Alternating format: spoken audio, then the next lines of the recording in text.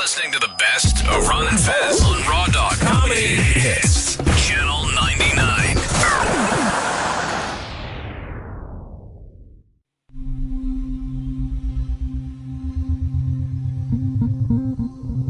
Sine wave sweep 32 seconds. 20 hertz to 20 kilohertz at 2 kilohertz per second.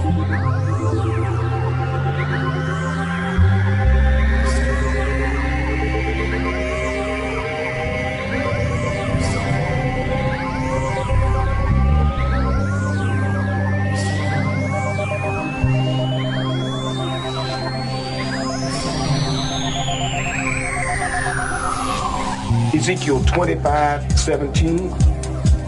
The path of the righteous man is beset on all sides by the iniquities of the selfish and the tyranny of evil men. Blessed is he who in the name of charity and goodwill shepherds the weak through the valley of darkness, for he is truly his brother's keeper and the finder of lost children.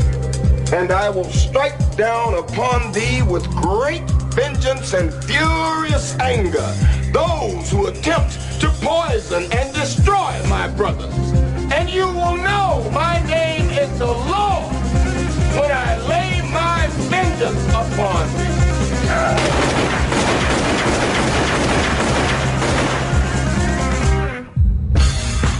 Only a Carpathian would come back to life now and choose New York. Tasty pick. Bonehead. We were every bit the force. We live, we breathe, we sweat, we paid the price to be the best. Never been about the boys in the office. The boys that have gone out there night in, night out, doing everything they could to be the very best at what they chose to do in their life. Those boys are here tonight. Well, I must have been away too long because my feelings are dead. I feel no remorse. I only am who I am because I was born that way. I have a gift, and I'm trying to not be selfish about it, but to use it. My job consists of basically masking my contempt for the assholes in charge. And at least once a day, retiring to the men's room so I can jerk off while I fantasize about a life that doesn't so closely resemble hell. It's my house, and if you don't like it, get the fuck out. Grab a dog. I choke him, and I kick the shit out of him. And I all day long, I put up a dog's ass. Just bang up his ass. That's my pleasure. Go back to bed, America. Your government has figured out how it all transpired. Go back to bed, America. Your government is in control again. Here you go, America. You are free to do as we tell you. You are free to do as we tell you. You are free to do as we tell you. Sometimes shit happens. Someone has to deal with it. And who are you going to call? Oh, you guys like to tell jokes and giggle and kid around, huh? Giggling like a bunch of young boys in a school. Well, let me tell a joke. And boom goes the dynamite.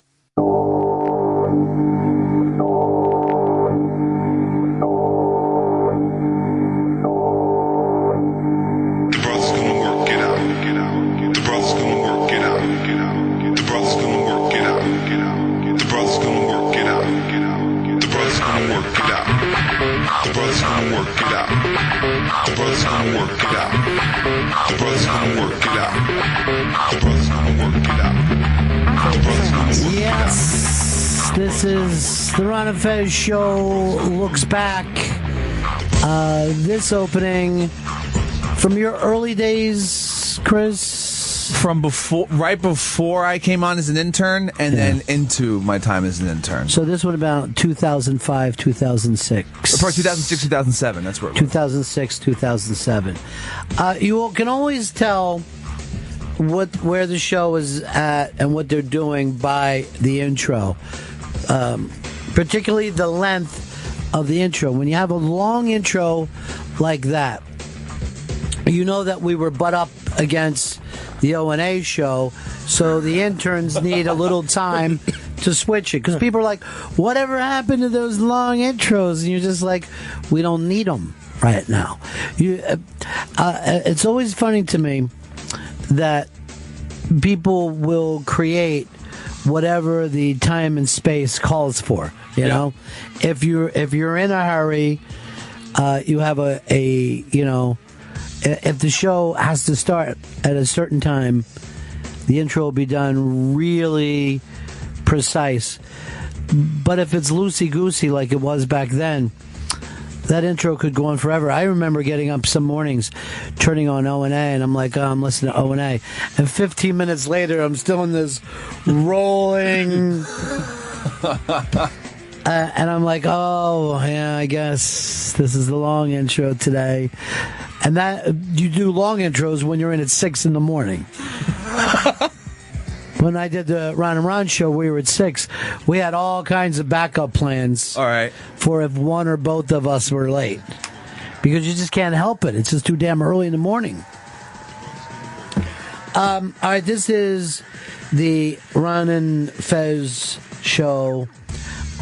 Look back. Up on the Interrobang today, an article that Earl Douglas submitted about his time with the Ron and Fez Show and just stuff that he knows about the Ron and Fez Show. Earl was the first person that we met, or maybe second person. I know the first people that Fez and I met when we got to New York was Earl and Eddie Trunk. Eddie Trunk to show us the board and tell us every bad thing about every person who worked there. And Earl, just because Earl was at that station 24 hours a day. And I'm not even kidding. Earl was just lived at that station. But he wasn't a producer at the time, right? No, he worked in between all the shows, right? Okay. Like the public file, I remember that being brought up a lot. That was one of his jobs. Another one of his jobs was assisting promotions. He had a third job of decorating the place. There would be a constant movement of pictures and gold plaques. But there's one of these things that corporations could never figure out is Earl was the thread of that place, and he was the full connection to the past. So when I read Earl's thing, it reminded me of that Earl Douglas, you know what I mean? Yeah. And here's something that he had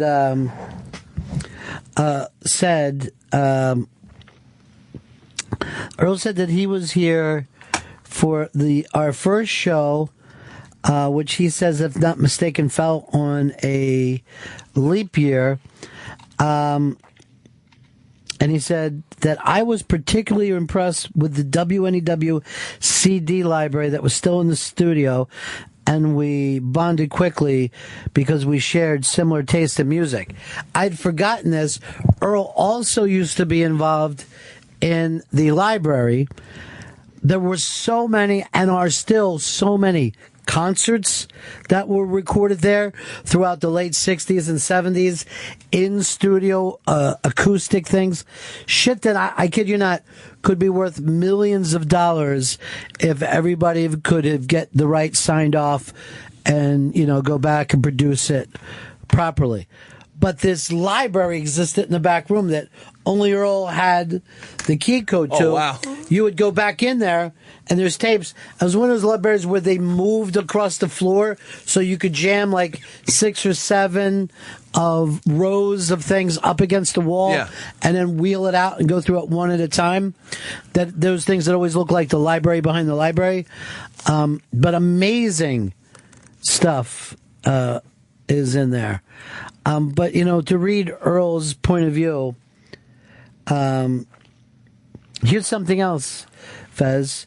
He said the thing that amazed him about Ron and Fez is we made little or no reference to the fact that we were from out of town, that we just jumped in like we had been there.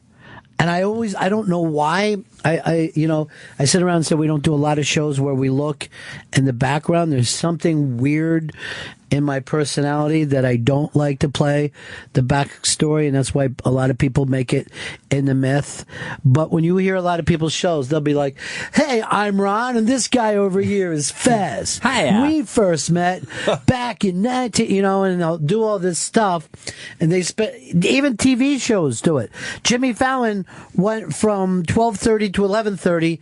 That 11:30 show, he started it acting like, let me introduce you to the Tonight Show. Here's the history.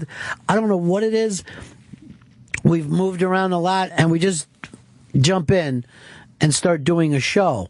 I don't know whether it's better or worse, because people act like, well, we want to catch up with you.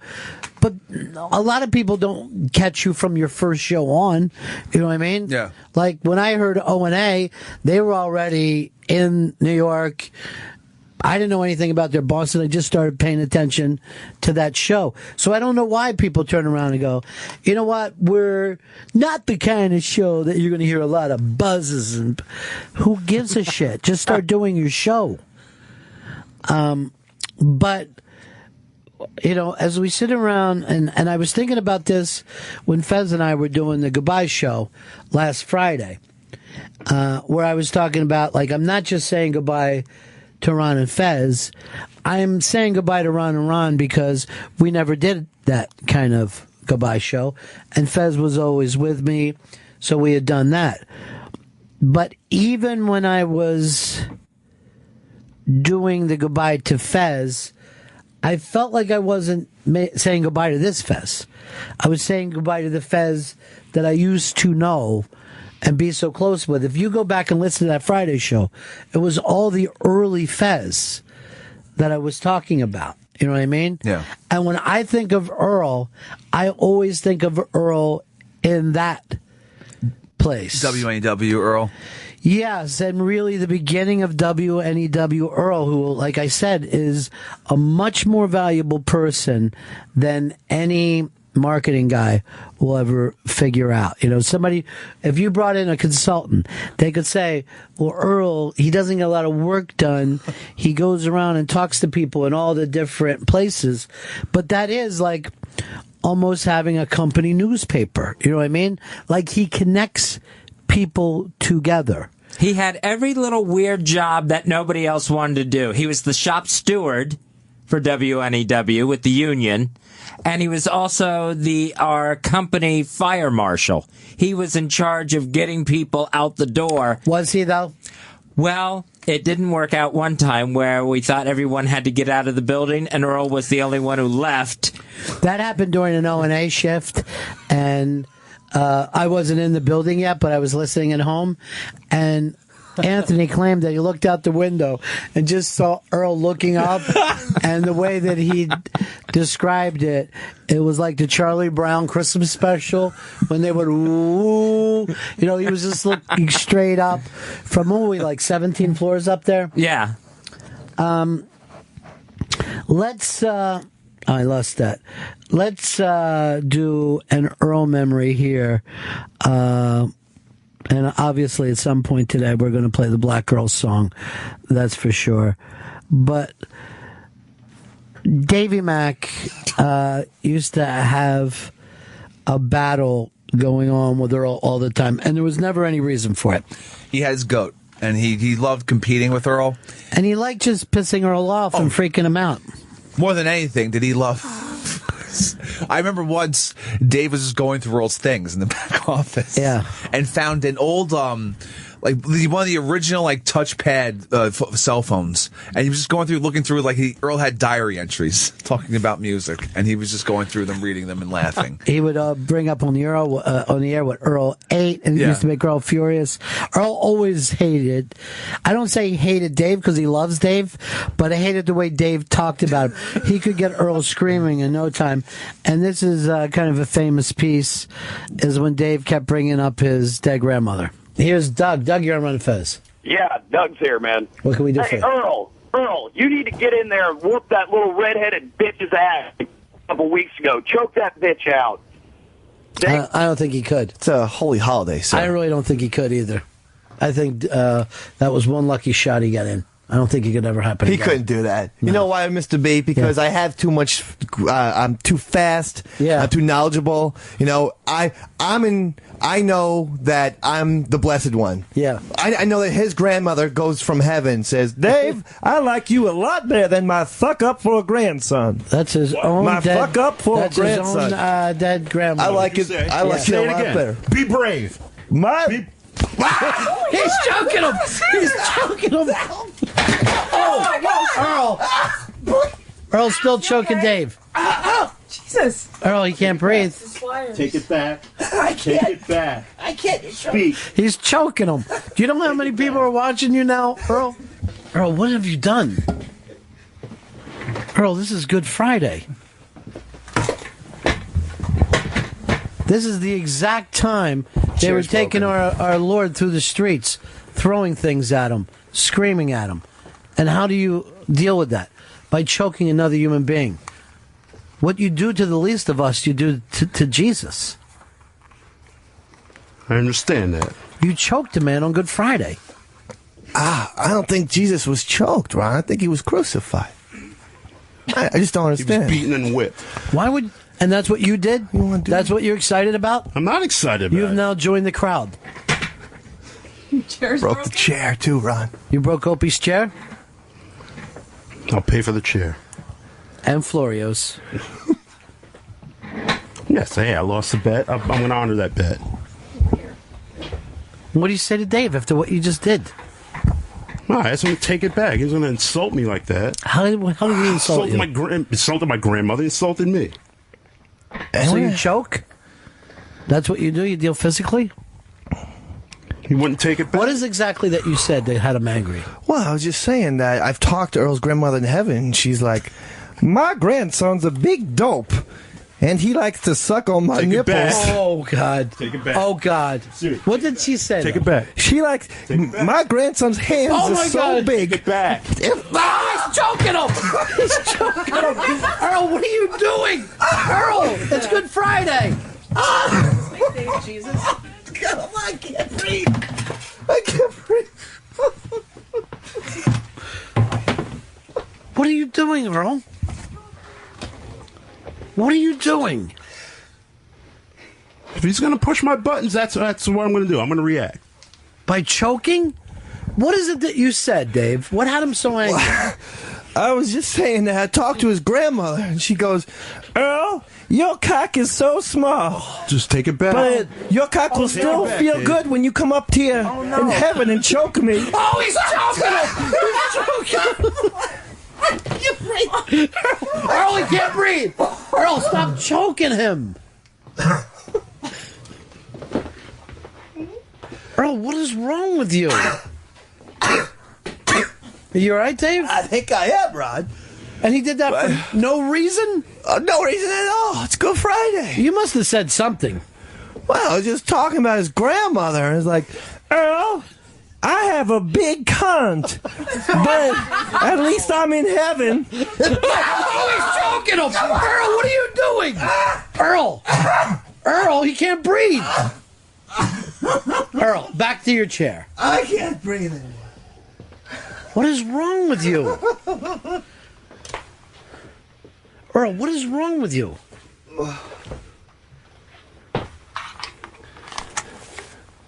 Earl, it's your grandfather. I'm having gay sex in heaven. I'm having... Don't you lay a finger on me with that belt. Don't you... Earl's got his belt.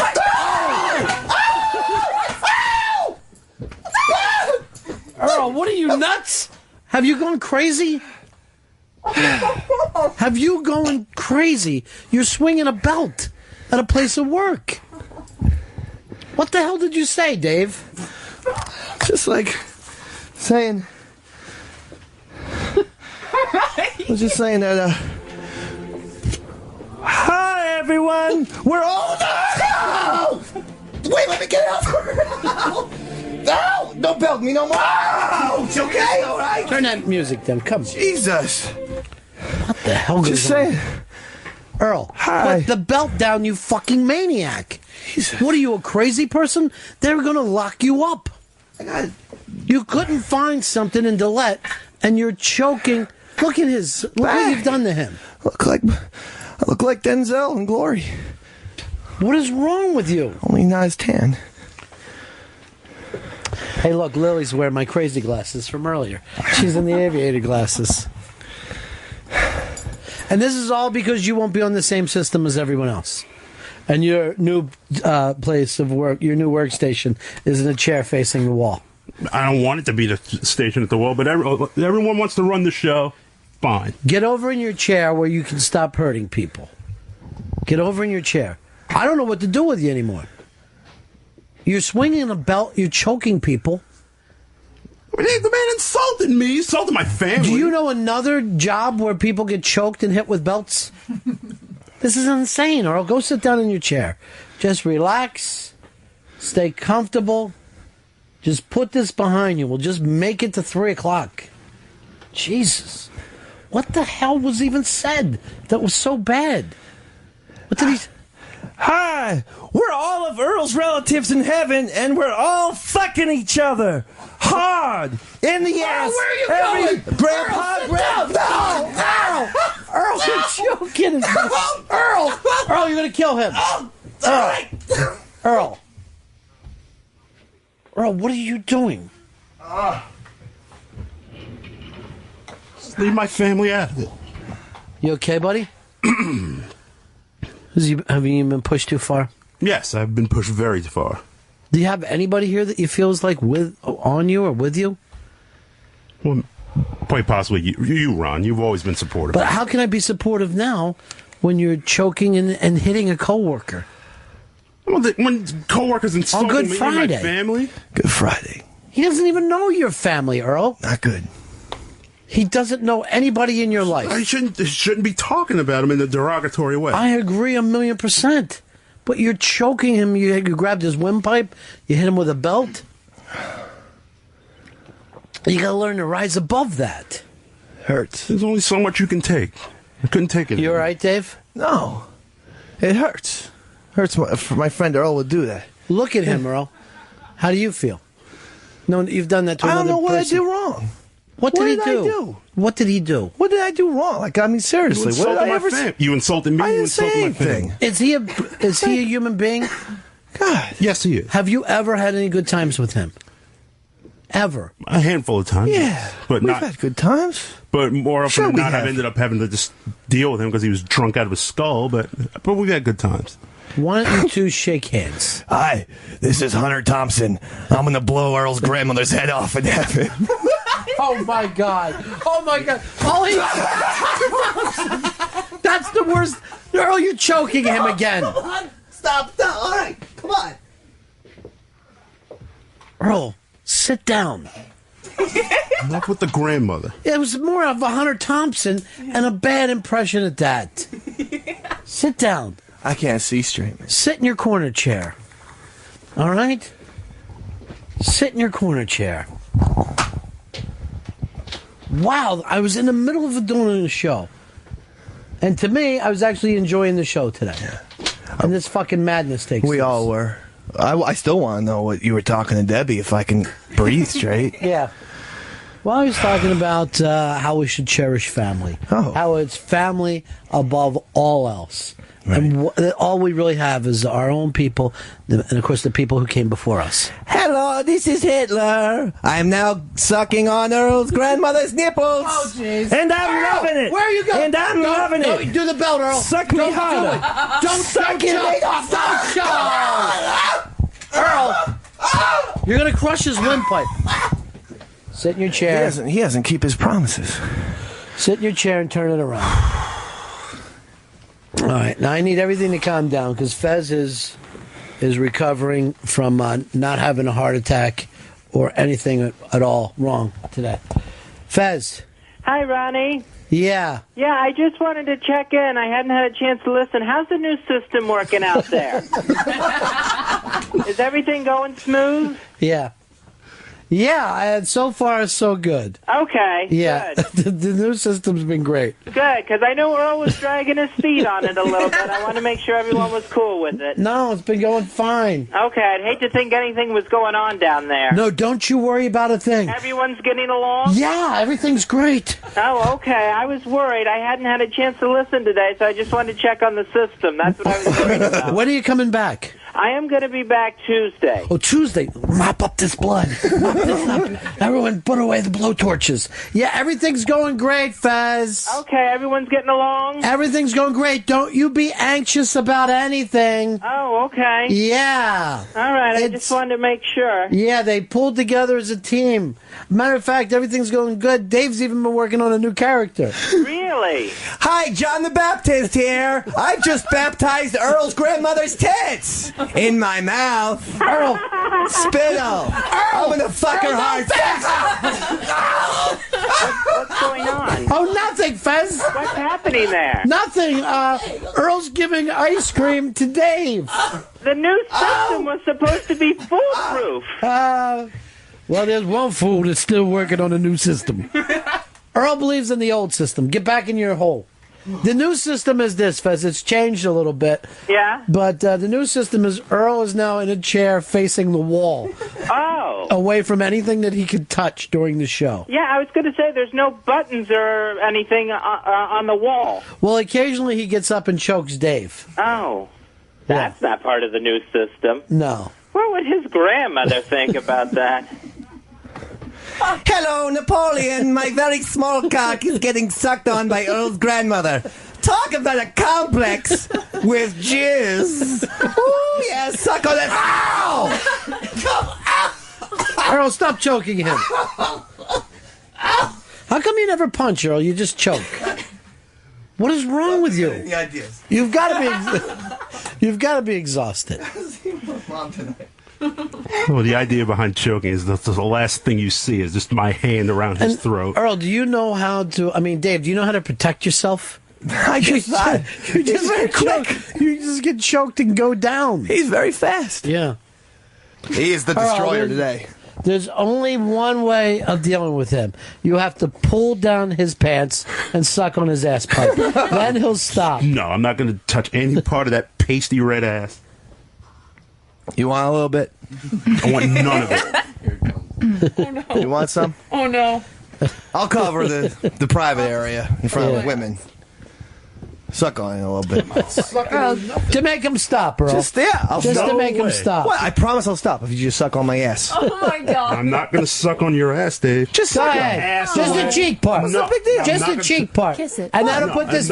Earl, this will put this all behind us. Now everything will stop. No. This is the way men settle things. Well, I at least put a pen in the asshole and he sucks on the pen. You know what? That's compromise. I feel like that's too close to an O&A bit. Oh, yeah. Make him Earl, just put your face against his ass and let us know that this thing is over. Come on. No. For Good Friday. No. Come on, let's be friends. Why don't you put your ass up against his ass? You keep your pants I on. want nothing to do with that. Put. Nothing. Oh, come on. Put. Nothing. You gotta drop nut, dude. You gotta drop nut. And by the way, he does that on purpose. He does it every single time because he has a small penis but a dangling nut. Earl, get over here, rub your face right against his ass and feel. I'm not getting. Don't you want to put this behind us? Not with that behind. Do you promise that you'll stop saying stuff about his grandmother? Yeah, I absolutely promise that. Let's be adult here and just, let's sell things. Yeah, lick put my your ass. pants on. That's how we stop being adults. Come on, let's be All right, grown ups. Lick my ass. If you're not going to stop, Earl, then neither is Dave. And Winston Churchill with 2 tequilas in my hand. I still know enough to fuck Earl's grandmother. Oh, my God. No spanking, Earl. No spanking. Fuck her. Ow! Hey, Ow! what'd I fucking just tell you? Jesus! What'd I just fucking tell you? Belt! I'm sorry, Ron. I'm scared. I'm sorry. Jesus Christ. Go sit in your fucking chair, Earl, and think about what you just did. Go sit in your fucking chair. Just trying to get it resolved. You see where this went now, Earl? Now you got me mad on Good Friday.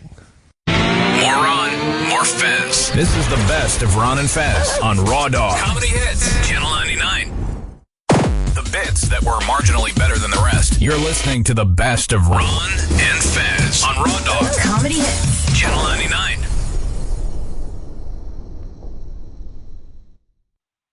I was born and raised in New York City, in a housing project way up in the hood. I dressed in dark clothing, so folks started calling me Black Girl. Oh, and they used to laugh about it, cause deep down they knew they called me that, cause I was as black as soot. I've always been a lazy man, a couch potato with a clicker in my hand. See, motivation I never had, hid in the shadows when the boss got mad. For 20 years I never got a raise. I'm 33 and I never been late. I look busy but I'm not, I'm just walking around. I pick up some papers and I put them back down. One day I'm gonna stop paying my rent, live in a refrigerator box, never get out of bed. I'm Black Girl, a genuine lazy bum. I'll always make it through hard times at any W.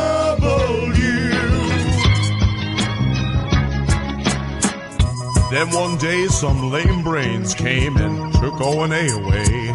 And at the age of 33, I felt like I was carrying the weight of the whole station on my shoulders. And Ron and Fez knew what I was going through.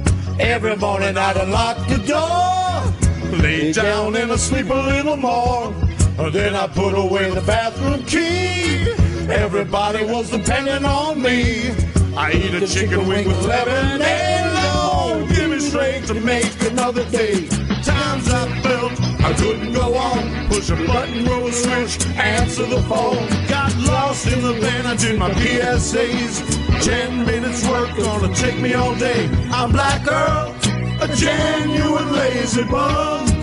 I'll always make it through hard times at any W. I could hear Scotzo say, Black Girl, you're a genuine lazy bum. You'll always make it through hard times at any W. Ken and Jeremy say, Black Girl, you're a genuine lazy bum. That's the Black Girl song. You know, we should add a little history to that song too, because that was written by Brother Joe after O&A had gotten fired, and the only people left at the station was us, Scott Farrell, and Black Earl. That was it, as they were trying to figure out what they were going to do with the station. They had to put together a new format. So they come to us and they said, look, we're going to flip the station. Maybe you guys will be involved. Maybe you won't be involved, but we want to keep you in the company. Pharrell, they wouldn't even give that much to because they didn't know where to put him being a full-time sports guy. And I think he had either the fan was full or, you know, he had problems over at the fan. But everybody knew that no matter what was going to happen, Black Earl would still be with the new format because life just worked that way at the time. Earl is such a character that people end up talking about him all the time. This came from me teasing Earl when he told us that he worked the reception area for WNEW for a while, and I was always doing it WW. Peace ho. Peace ho. Saying that's the way Earl talked. Again, he doesn't. There is no one more articulate, but he's easy to tease. So Sleeves put together this story.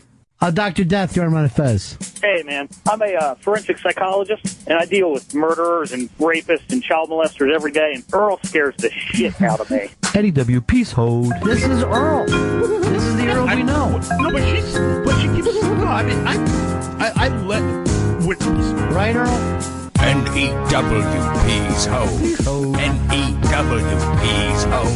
N-E-W-P's ho. N-E-W-P's ho. Scott Mooney, call him 5. Scott Mooney, call him 5. NEW, peace hold. Why don't you just kick that redhead fucker's ass? Believe me, there are times I've been wanting to drop him for a long time, but I would get arrested. I'm a fuck up, Fez. Dave, one more time. Don't touch me. Here he goes. Oh, here he comes. He's choking him.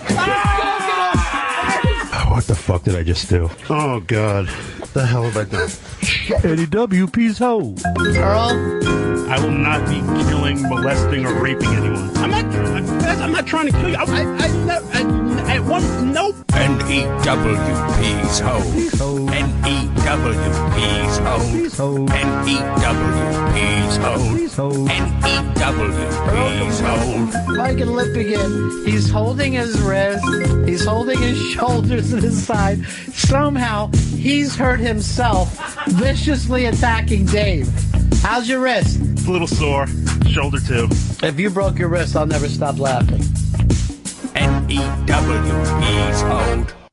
That's Peace Hold that Sleeves did for Black Girl. Here's another favorite. And again, there is no reason for this, but I said that Earl's African name was Bajibi. And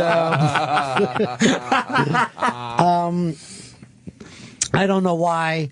It doesn't make any sense at all. But here is Sleeves' version of Bajibi. G-Man, you're on Ron and Fez. Yeah, one thing that's a classic that I like is Earl's slave name, Bujibi. Bajibi, what do you think of the newest... Bajibi. Huh? My name is not Bajibi. Mm-hmm.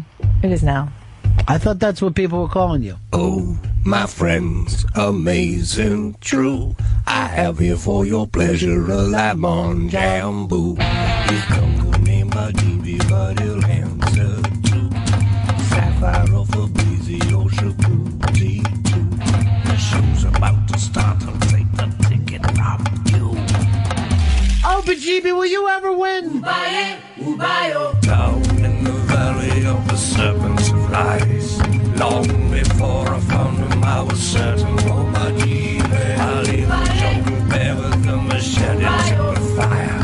Burn the jungle down to the desert for my Bajibi. Then Bajibi came flying through the fine berries. My crackers up, that's how I load him. Bajibi, what did you see? Your eyes are as big as saucers. For my Bajibi, I got Bajibi singing hallelujah, hallelujah. I got Bajibi counting 1, 2, 3. I got Bajibi singing hallelujah, hallelujah. I got Bajibi doing ABC. I got Bajibi singing hallelujah, hallelujah. I got Bajibi counting 1, 2, 3. You don't have to take that shit. And I won't. And my name was not Bajibi ever. You should try it for a while. Just see how it works out. Fuck it. Ron and Fez Show. There's Bajibi. The great Sleeves all this week as Ron and Fez look back. Some of the great songwriters like Paranoid and Sleeves that we've had a chance to know over the years. Incredibly talented people. Did we ever have any Fast Eddie on? No, we didn't have any Fast Eddie. You don't have any Fast Eddie audio at all? I think I have. I've got a quick thing here. But this would have ran on Monday. Oh. Did we have stuff that he has done, any of his songs? Yeah, we did. All right, so we played that on Monday. Fast Eddie was he was like a parody guy that was on staff, but Sleeves was a listener and Paranoid was a listener. So a lot of this stuff will be up on the iBang if you want to find it too. And part of the hashtag goodbye Ron and Fez is a lot of people who tweeted out goodbyes to Fez. Really sweet stuff from Jim Norton. I want to just read this to you, Fez. Today is Fez's last day. I wanted to say goodbye to him yesterday, but we missed each other. I love you, Fez, and you'll be missed, buddy. That is so nice. Travis wrote really sweet stuff. A-Train wrote about how we were one of the reasons that he wanted to get into radio. E-Rock put up a old school picture. Look how young E-Rock looked when you guys met, and how much the years have passed. He was a baby when he came in. Other stuff is up today. Not Sam wrote in some nice stuff. Even though you guys, he remembers your first day. One of the last legendary shows in radio. He wrote about you, Fez. And then Opie retweeted Rutgers Kev saying that Ron and Fez is trending. So all nice, beautiful things for you, Fez Whatley.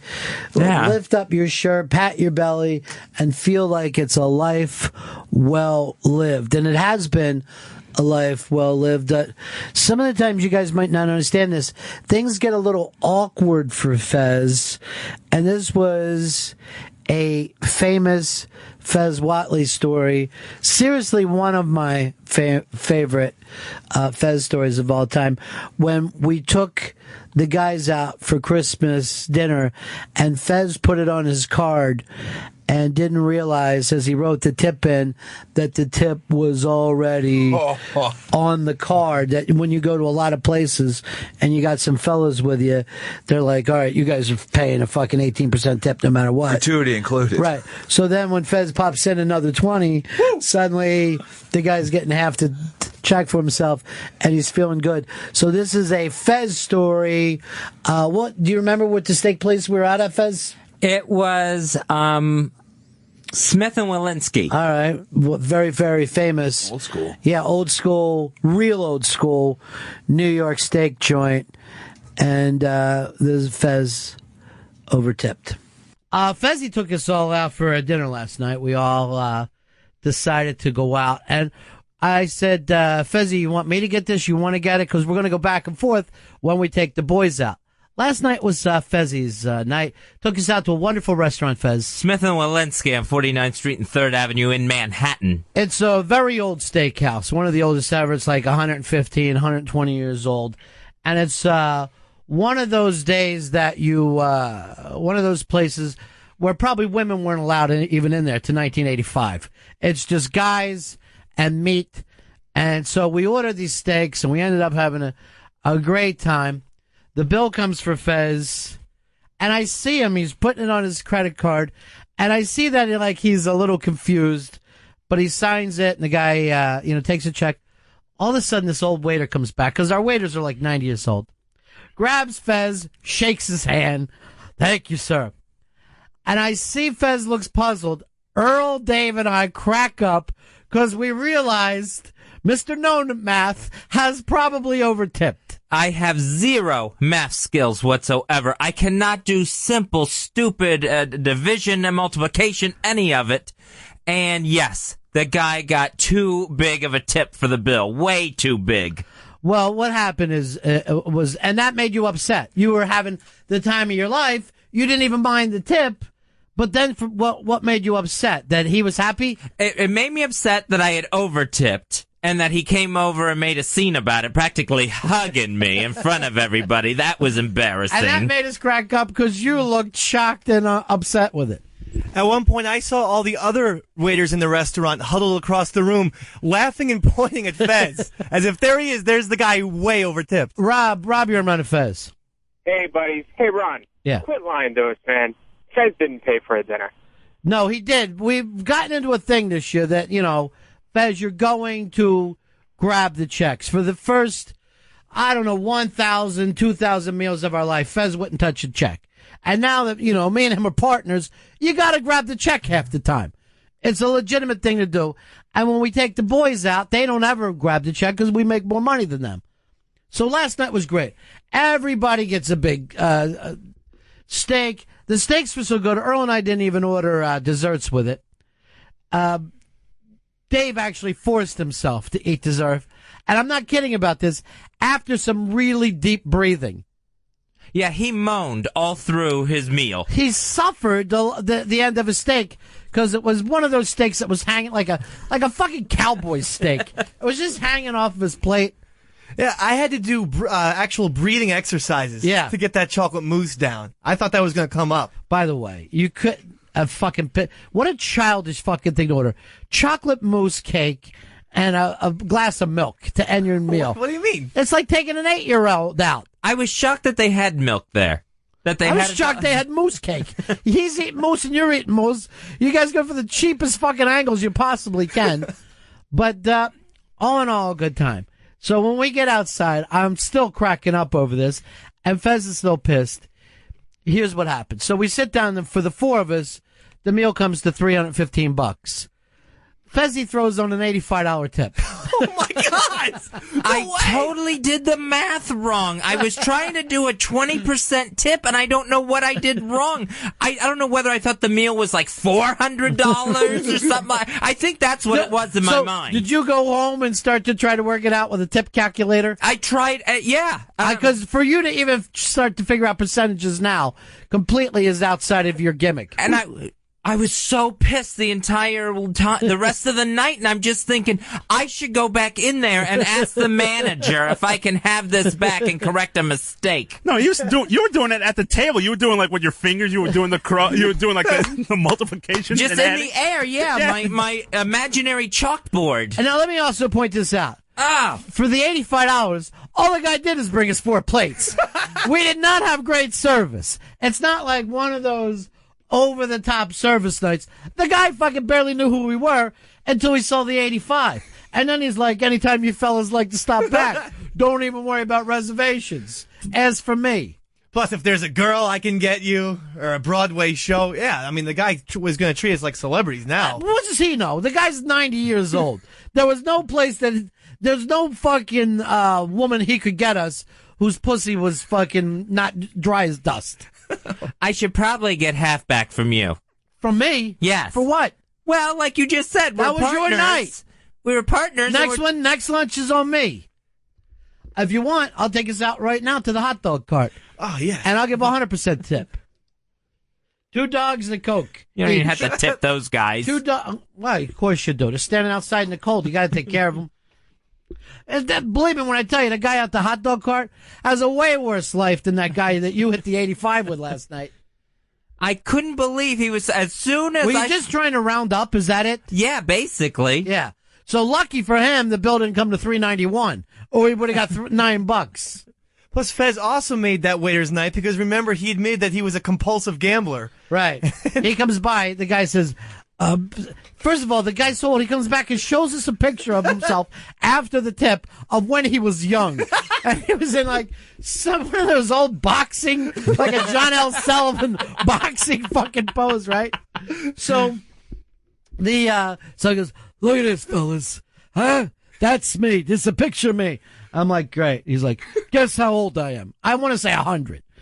79. Can you believe it? I'm like, yeah. Every fucking day of it, old guy.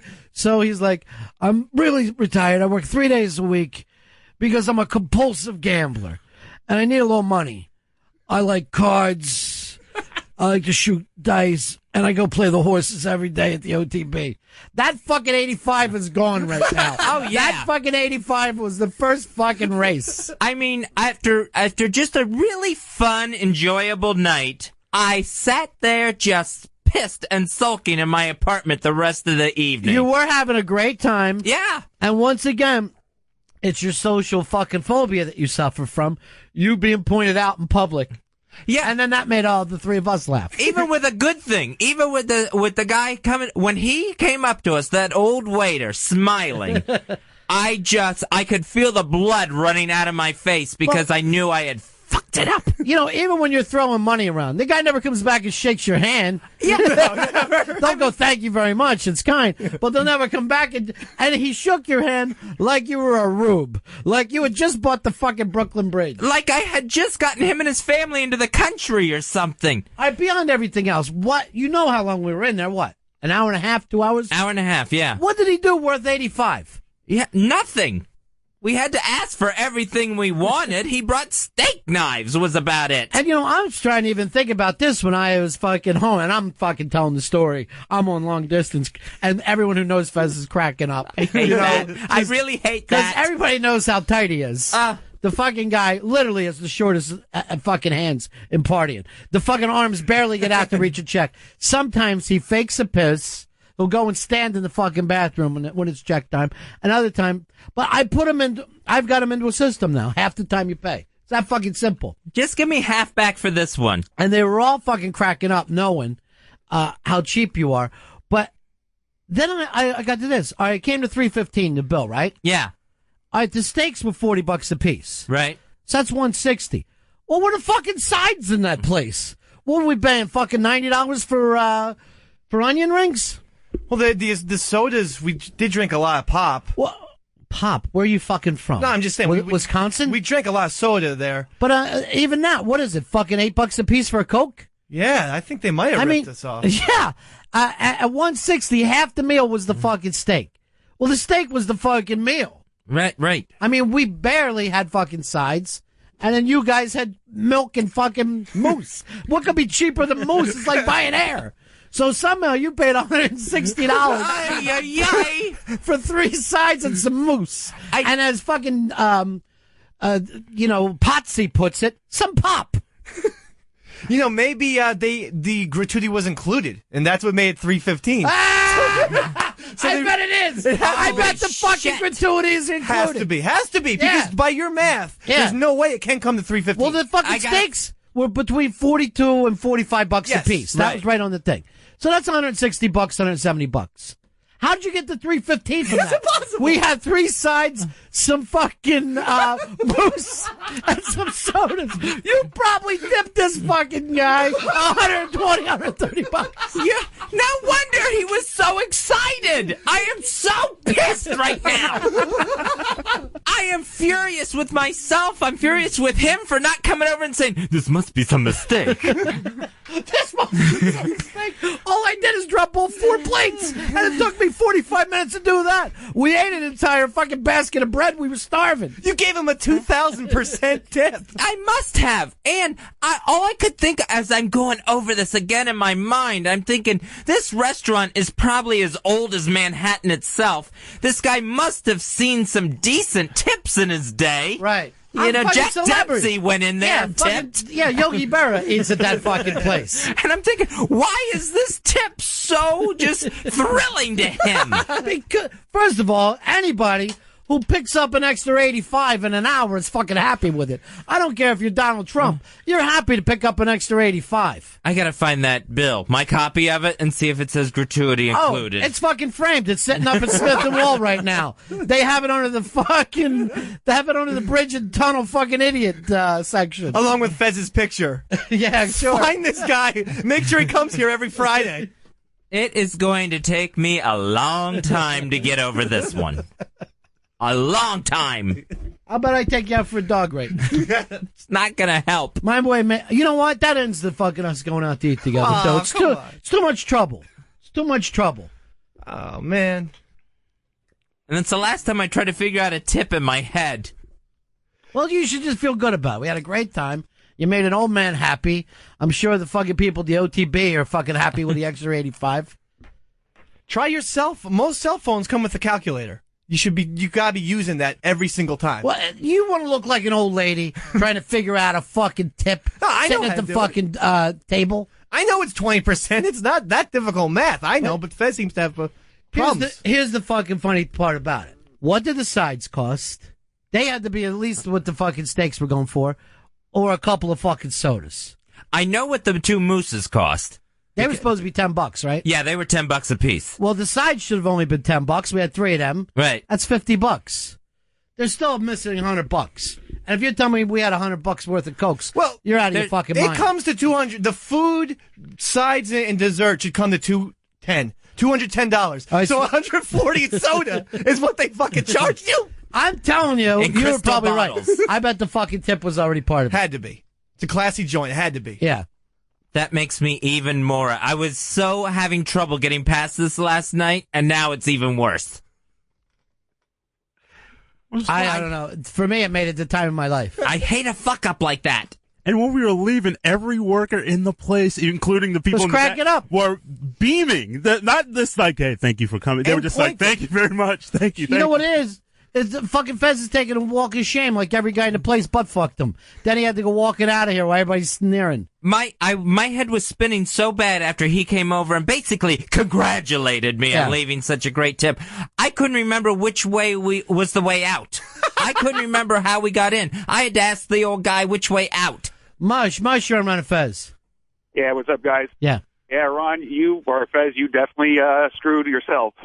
I went to a Smith & Walensky out in Vegas a couple years ago. The bill itself was $1,600, and they included a $350 gratuity for themselves on top of it already. Yeah. They take care of themselves. Oh, yeah, and Fez took care of them even more. Yeah. So that's nice, Fez. You double tipped the guy. First of all, you hit him with 27% above his probably 18. Oh, man. Why don't they tell you something like that when you go in there? It's fucking funny. Yeah, and no waiter. It's on the check. If the tip is fucking included, it'll be right there on the check. And I was so full, too, that I was just seeing stars anyway from eating so much. Well, first of all, you had locked up and were acting like you were having a heart attack. Did you notice? Yeah. He was doing the my chest won't move thing. Dave is doing deep exercises. And let's face it, Earl, when's the last time you had red meat? It has probably been about a year and a half. Because normally we go out, he has a salad and a potato and then throws up like Paris Hilton. You are fucking timid when it comes to eating food. You're worried about your stomach. Yeah, I got the stomach of a 5-year-old at this point. But yeah, it's been about... You got the dick of a 5-year-old too. No, I don't. Really? No. Mikey boy, how you doing, pal? Hey, guys, I just did all the math. Did anyone do that yet? Just figure out exactly what... No. Okay. I figured out the included tip was probably 18%, so the original bill was most likely $267. It's about right. So the total tip was $133, which is just under 50%. Asshole! Jesus Christ! Asshole! What the fuck? You gave $133 fucking tip. He must have just gone singing. The guy probably took his apron off, threw it at the manager, the maitre d', and said, I quit. Well, maybe they either thought you were a fucking hayseed or maybe a coke dealer who throws his money around. So that's not bad. I'm a hayseed who throws his money around. I'm the worst combo. All right, Mikey, thanks. All right, see you guys. Peace. Oh, am I disgusted. Be happy with it. A 50% tip? Half of the bill was tip? That's awesome. No, it's not. That's awesome. I'm going to some sort of community college and enrolling in remedial math. First of all, forget your math. You read the fucking check. You see that the tip is taken care of. So then you sign your fucking credit card. There's no amount of math you could have done that would have been right for this. Because even your initial tip was way over. If you would have given him $1, it's fucking over. Yeah, you were given like a 27% tip, probably. 27, 28%. Off the $315 to go 85. Yeah. And away, and just because you're an OCD fucking idiot, you're trying to round up so you could have a nice $400 on your credit card. It was just the easy. When I couldn't figure out the tip, it was just the easiest thing to do. And I figured I would be in the ballpark. You were. I thought maybe I would be $5 over, and I could have lived with that. Not $130 over. All right, Fez, tell me where the ball is. Tell me where the ball is. It only costs $5. Look at you. Look at you. Why don't you go down fucking Times Square? It's a great meal, though. Yeah, it was a fantastic meal. I can't enjoy it now. I can't believe this happened. Yeah. Well, it happened. That's the beauty of it. The beauty of it is you took us out. We had a great meal. And you picked up everything, and then you let us laugh at you. Wait, that's the thing you hate, right? Yes, the laughing at. Yeah. That's where your problems come in. Totally. And the kitchen help laughed at him. And I they think, weren't laughing. They were celebrating. Even the coat check people somehow got word of what happened. Oh, speaking of which, you fucking femme. What? You coat check a fucking book bag. You're wearing a fucking backpack, and you coat check it. Sure. I don't want the coat check. We're going out to a great fucking steakhouse like men. Yeah. You don't have, two things you don't do. You don't fucking bring a book bag with you like a child, then check it, and then two, you don't order milk at the table. Okay. Well, I mean, I thought milk and chocolate cake is, as American as apple pie. Chocolate cake, it's fucking chocolate mousse. It's a child's fucking food. And he was loud about it, too, because he remembered the waiter was walking away, and he's like, oh, wait a minute. Can I have a glass of chocolate milk? And everybody just turns around and looks at us. Let me tell you, when those guys try to grab my cake, my coat, when I come in, I'm like, I'm Irish. You don't want to fucking play this game with me. Because if I come back there and that coat ain't there, I'm fucking going nuts. I'll burn this old fucking wonderful restaurant to the ground over that fucking coat. I got things sewn in that coat you don't even want to know about. I kept my coat. I just needed my book bag to go in there. I got, it takes up too much space. It takes You up don't all need the a leg fucking room. book bag. You're a fucking man now. What are you doing with that thing? You look like you're 8. And it's all chewed up and stupid. Yeah, but like one of those strap bags hurts my shoulder too much, and a briefcase looks too silly to me. Why don't, you got your fucking your short red hair. Why don't you get a newspaper fucking bag? Carry that around all day. I tipped the coat check person $75. Is that too much? Fezzy, seriously, thanks for the great night out. It was not a great night. It started out a great night out. The great steak. The steak was excellent. I was loving it. You almost died. You loved it so much. And I couldn't quit eating it. I was forcing it down my gullet. Yeah. I was doing one of those where I was eating the fat. I had completely ate the meat. Fat was delicious. And I just, I was eating balls and balls of fat. Oh, you were eating balls, all right. No. But I did see you licking on it, sucking the fucking marrow out of the bone like a fucking, like somebody's mutt dog. I had to. Climbed into the place. He looked like my grandmother. My grandmother used to do that. Just suck on the bone of a steak. Of course she did. That was a fucking ham bone she was sucking on. You never even saw a steak till last night. First time ever. Oh, here's Earl. I'll have a sirloin. It's the only thing I knew on the menu. Is that right? Yeah. That was the only Don't limp in, brother. Don't limp in. You can't go wrong with a filet, Earl. Ever. No, I just thought sirloin would be a nice way to ease my way back into eating red meat. That was a hell of a fucking steak, though, right? Oh, it was unbelievable. You steak. couldn't finish. I couldn't finish, and I was steak drunk afterwards. I was just like, all the weight. What does it do? It sucks the oxygen out of you somehow? You know what I mean? It's just like all the weight just shifted to one side of my body. I guess because you're digesting that, you're trying to break it down. It steals from your brain. The steak, it's so meaty that all the blood goes to your stomach to try to digest this thing, and it just saps it right out of your brain. Yeah, because I was loopy, too. I was even staggered, like stumbling a little bit. Yeah, I saw you. A Cajun marinated rib steak. Oh, forget it. Cajun? Cajun. What fucking year is this, 87? It was the best. The best steak I've ever had. You said it was in your top 3. He actually started rating steaks while we were eating. Yeah, well, I mean, there's a couple other places. I can't say. By the way, I thought all the sides sucked cock. That's just me. I thought the steaks were great. I wasn't impressed with the fucking sides. I was embarrassed to ask for ketchup for the onion rings. I thought I would be made fun of, but they definitely needed some ketchup, some dipping sauce for them. Didn't you think they were dry? I can't fucking discuss food with you. Seriously. Okay. It'd be like discussing chicks with you. It's fucking 2 things you know nothing about. Why don't you put on your fucking book bag and go buy the new Nintendo game because it's fucking 81. Okay. I love Nintendo. I know you do. Jay, you're on Ron and Fez. What's up, boys? Yeah. Hey, listen, man. You know what you ought to do, Fez, is give Smith and whatever a phone call and tell them what happened. And if they don't fix it, say, look, I'm going to get on the radio and start talking smack about you.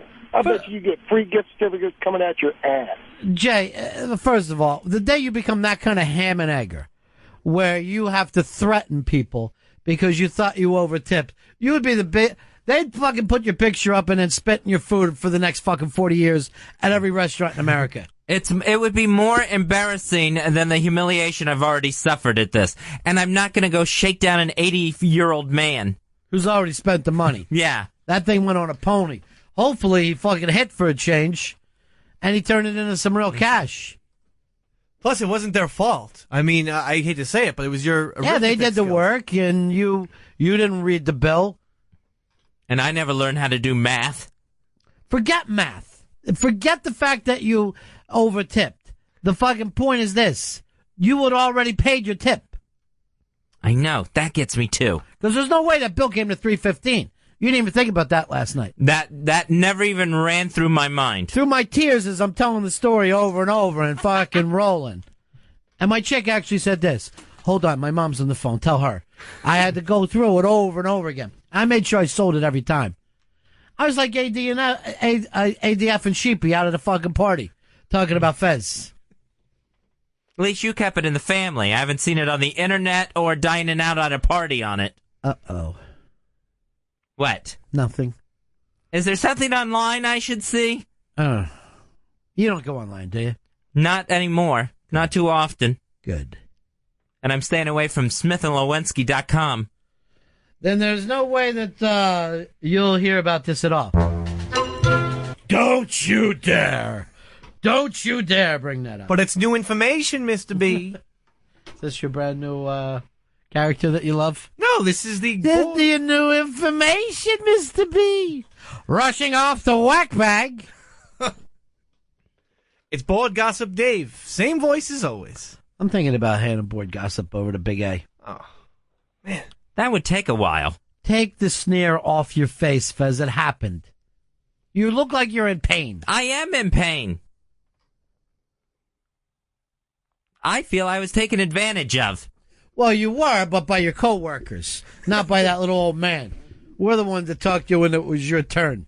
And you know, I was taking the check, and I swear there was a million times that ran through my head where I was just gonna hand it to you and say, "What do I do?" You know what? with I it? didn't even see you get the check. Oh, really? I saw the guy try to hand it to me, and I'm like, "Get the fuck out of here with that."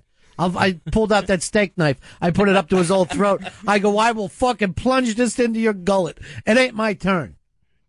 You know what we ought to do, Fezzy? What's that? Get you back into it. Next time, be your turn again, and I'll check over your work. No, because it's your turn next time. Yeah, but I want you to get back on the horse. I want you to get out of this. That expensive horse has ridden. Or rode. Yeah, away. Roger, you're on Ron and Fez. Hey, Fez. I don't want to scare you, upset you, but when you turn this into your taxes, you know, there's going to be a red flag, and you might get audited. Yeah, normally you would be able to turn this over to your accountant, Fez, and say, hey, it's the guys from work, it's our party. Do not use that fucking bill in there. Not with an $85 fucking tip on there. I can't? With the 50% tip? You can. No, it's like, yeah, you can do it, but if it does, you look like a drunk maniac who's trying to take advantage of the United States government. So I can't even get that part of it back. You can. Roll the dice. I love to see the government get a hold of you, Tippy. Find out what the fuck you're up to, where that real money's coming from. I don't need the government sniffing around me and where I live. Everyone else, is sniffing around you.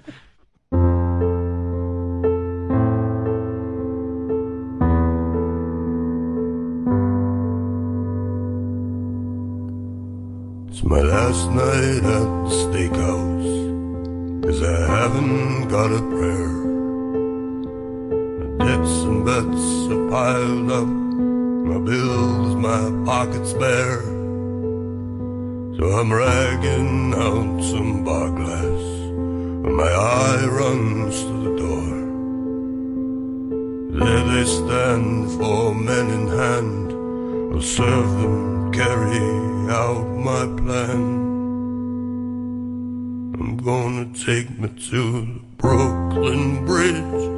I'm gonna rip me up in howling winds. I'm gonna swim me down the cold black sea. Gonna take me so they can't take me. Well, I see the men as quickly as my arthritic legs allow. Here's a snapshot of me then. Can you guess how old I'm now?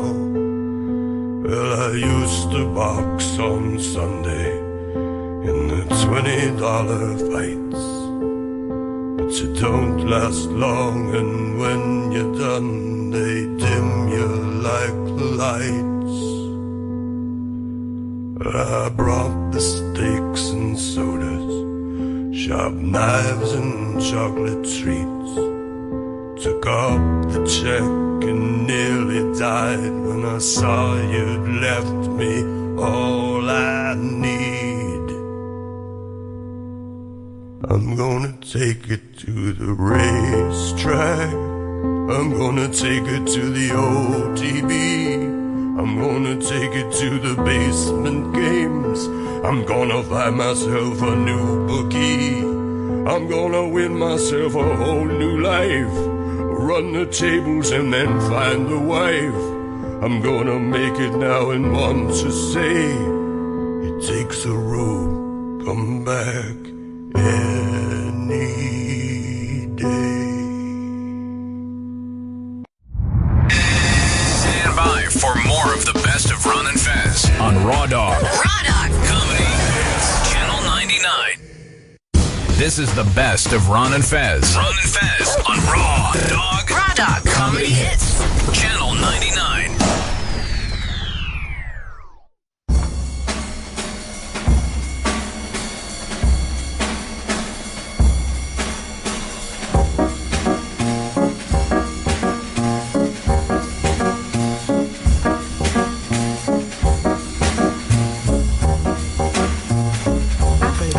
It's Ron and Fez with Ron and Fez Looks Back. We're playing some of the Rejoiner music. Where was this from? Free FM? Yep. As good as this is, every PBS show in history uses this as their music. The whole thing just sounds like, welcome back to Book Talk. They just go back to this song time and time again.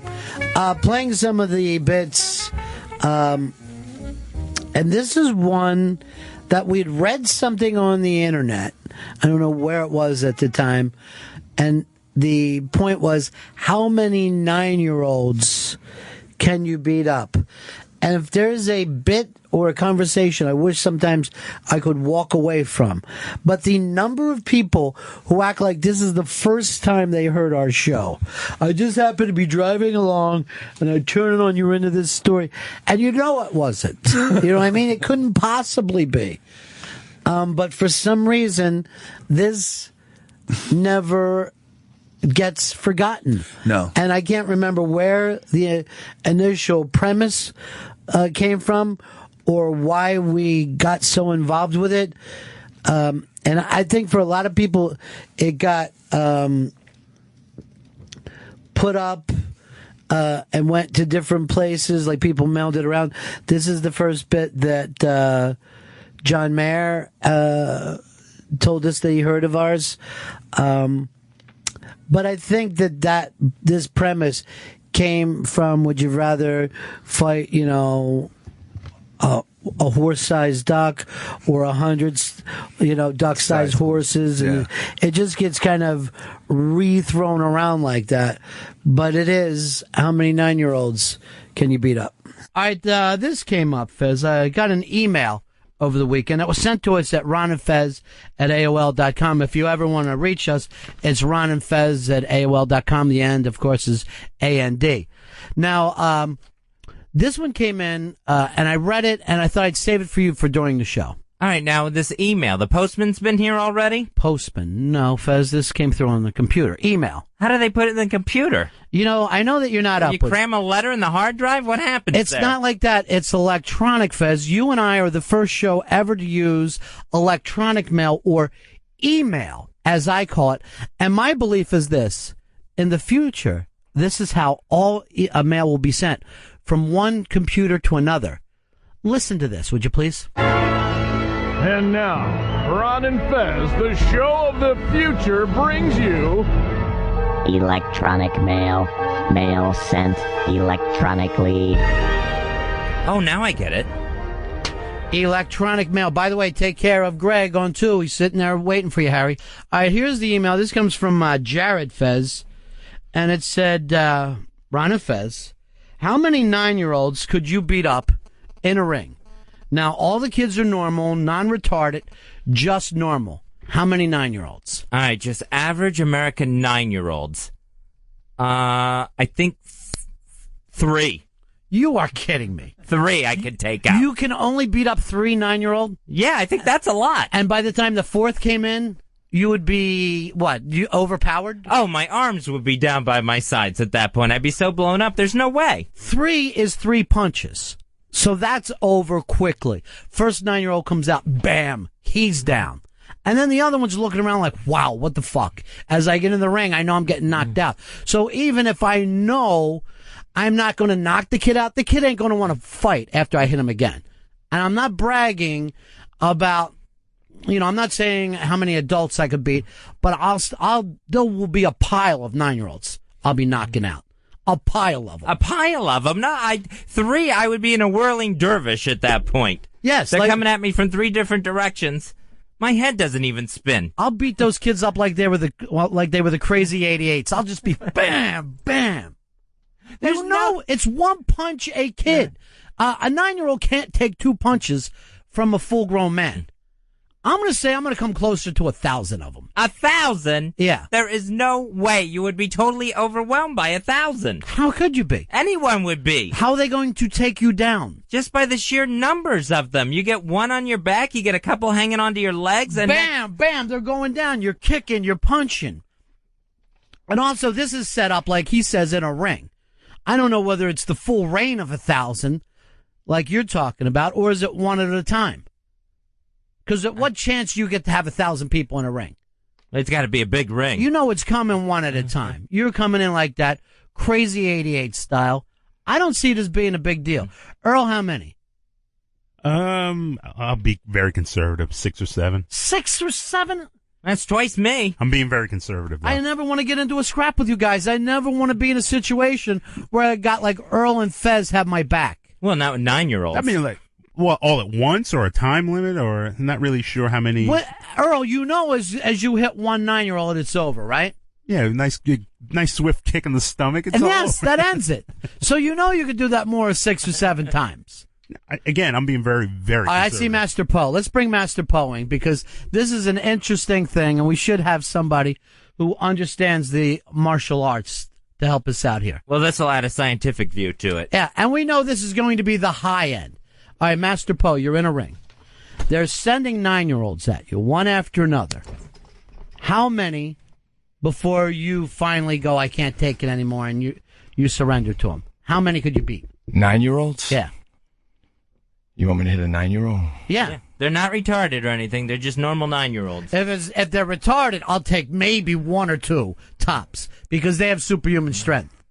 50 will go down. 50 will go down easy. I think it's even more than that. I think you're going to go way higher than that. There's no way I would get close to double digits. It's not happening.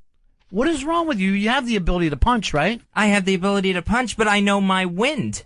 I know I'm not going to outlast more than 3. You're going to have 4 that will attack your right leg, 4 will attack your left leg. And the other ones will jump on your neck. Yeah, but I don't... you in the... yeah, my neck is snapped. Great, thanks. And the light bulb. Hold on. I don't know how organized they are. I don't know if they put this together in some kind of an art of war thing. 9-year-olds have definite ADD situations where they can't follow along. And I'm saying this. As soon as you bust the face of the first 9-year-old, you don't think the other ones are going to be freaked out? When I was 9, this was a sound of alarm for me and my friends. Teenager. If you heard one of your friends yell the term teenager, if there was 8 of you, you would run because you would be petrified of them. I see fear with 9-year-olds. Yeah, that's true. You'll have about 20 or 30 of them will run away. Yes. As soon as you do that, if you punch someone in the face, 30 will run. I know we've got to be talking hundreds. I honestly believe hundreds. I think it's going to be like if a fox ran into the chicken coop. I think it's going to be the same type of situation. The lion around the zebras. See, I just see the chickens still coming at me. Have you ever heard, hey, did you hear about that fox that got killed by 30 chickens? They could probably do it, Fez, except for they don't believe it. Hey, Richard, you're on Ron and Fez. Hey, guys, calling from Las Vegas. I don't know if I'm your first caller from Vegas or not, but I love the new show. Thank you very much, buddy. And I think, Ron, you're overestimating this, and Fez is going a little under. I'm 6'7", 230 pounds. From Grenoble, France. I figure, what's that? Go ahead. I figure I can take on 25 or 30 9-year-olds at the most, because if you ever seen a 9-year-old get pissed, and you get 3 or 4 of them attached to each leg, and they happen to bring you down. All right, let's suppose they grab your legs like Master Pose, and you just start bringing a hammer down on their heads. They're going to let go. A 9-year-old has never really, you know, a lot of times when you're 9, you don't even want to punch in the face or get punched in the face. And I'm talking about showing these kids and just lighting them up and breaking a jaw. 9-year-olds in the nose, in the face, they're probably going to go running off to mommy. So you can, right. But I tell you, 25 or 30 of them jump on your back and clamp around your legs. They might be able to bring you down and do some damage. Mm-hmm. All right, let's go to Pete here. Pete, you're on the Ron and Fez Show. How you doing, buddy? Hey, guys, how you doing? Good. Look, you're talking about the 9-year-olds. Think of it like this. You're dealing with white, let's say white 9-year-olds. Ronnie, you could probably take out a bunch, like you said, right? Right. You're talking about blacks and Hispanics. They got knives and guns, maybe one tops. Well, look, first of all, there's no weapons involved here. And here's what you have to understand. I was thinking white 9-year-olds. I wasn't thinking of any street smart kids who could really handle themselves. And I'm also not going girls because they're much bigger. Oh yeah, girls at that age. They've they've had a few periods under their belts. Oh God, why be gross, Fez? Why talk such a way? And they're just like steroid calves. One of the things you have to remember also, one of the kids are going to kick you in the shin. And once they kick you in the shin, now you're going to start hopping up and down. Here's the thing, Master Poe. The kid who kicks me in the shin is getting fucked up. He's getting it 3 times. Because I'm going to blast that kid, making an example out of him. And I'm not shutting up. I'm yelling, this is what you get. And I'm throwing elbows. I'm throwing knees. And I'm going to tell you the truth. You're going to see some kids getting shattered. You're going to see some kids getting shattered out there. And I don't think the rest of them are going to want any part of this. I would love to do this TV show. Bill, you're on Ron and Fez. Hey, how are you supposed to beat up a bunch of kids if you got such a hard boner? Oh, you know what? You're the sickest bastard in the world. That's the sickest bastard in the world. Roger, you're on Ron and Fez. Hey, Ron. Yeah. Are we talking a 9-year-old battle royal here? Well, this is the interesting thing, because Jarrett really hasn't put this together too well. He says, how many 9-year-olds could you beat up in a ring? All kids are normal, non-retarded, just normal. So I'm sure people bring up, hey, retarded all the time to this guy. That's got to be the first question. And that's how he leaves it, in a ring. So I'm thinking almost Crazy 88 style, where they're coming over 1 at a time, not coming over 100 at a time. See, I picture them all coming at you at once. But again, you understand, Fezzy, what a Royal Rumble is at. They're coming in 1 at a time, but if you can't get the kid out of the ring, they're staying in there. Ron, what are you going to do, though, when one of them gives you the slick Rick uppercut to the nads? I'm going to kill that kid, and I'm going to tell you the truth, and I don't know whether this is in there, but I'll snap a neck on one of those 9-year-olds. And when the other ones see what a dead child looks like, I think it's going to throw a fear through that group. I think the fear is going to be rushing up and down their spines. See, I take a nad shot, I'm down in the corner, and I'm just defenseless at that point. I can't take nad pain. You better start and believe in yourself, Fezzy. You need a little more confidence. You need a little more confidence in yourself. Hey, Eric, you're on the Ron and Fez Show. How you doing, Ron? Hey, Fez. Yeah. Welcome back, first off. Yeah. I'd say maybe 15, 20 kids. Maybe give them the old Stone Cold Stunner, or maybe page Dr. Martin, get a steel toe boot and do the Opie, kick him right in the liver. I mean, if you're going to look into that, yeah, I'm kicking some of these kids, and I'm kicking them hard. And I guarantee you, once I kick them once, they're not going to want a second one. And I'll open up one of them with just the cocoa butt, Fezzy, where I'll just take my head and burst open one of his little 9-year-old nose. And when the blood is flying, the other kids are going to be freaking out.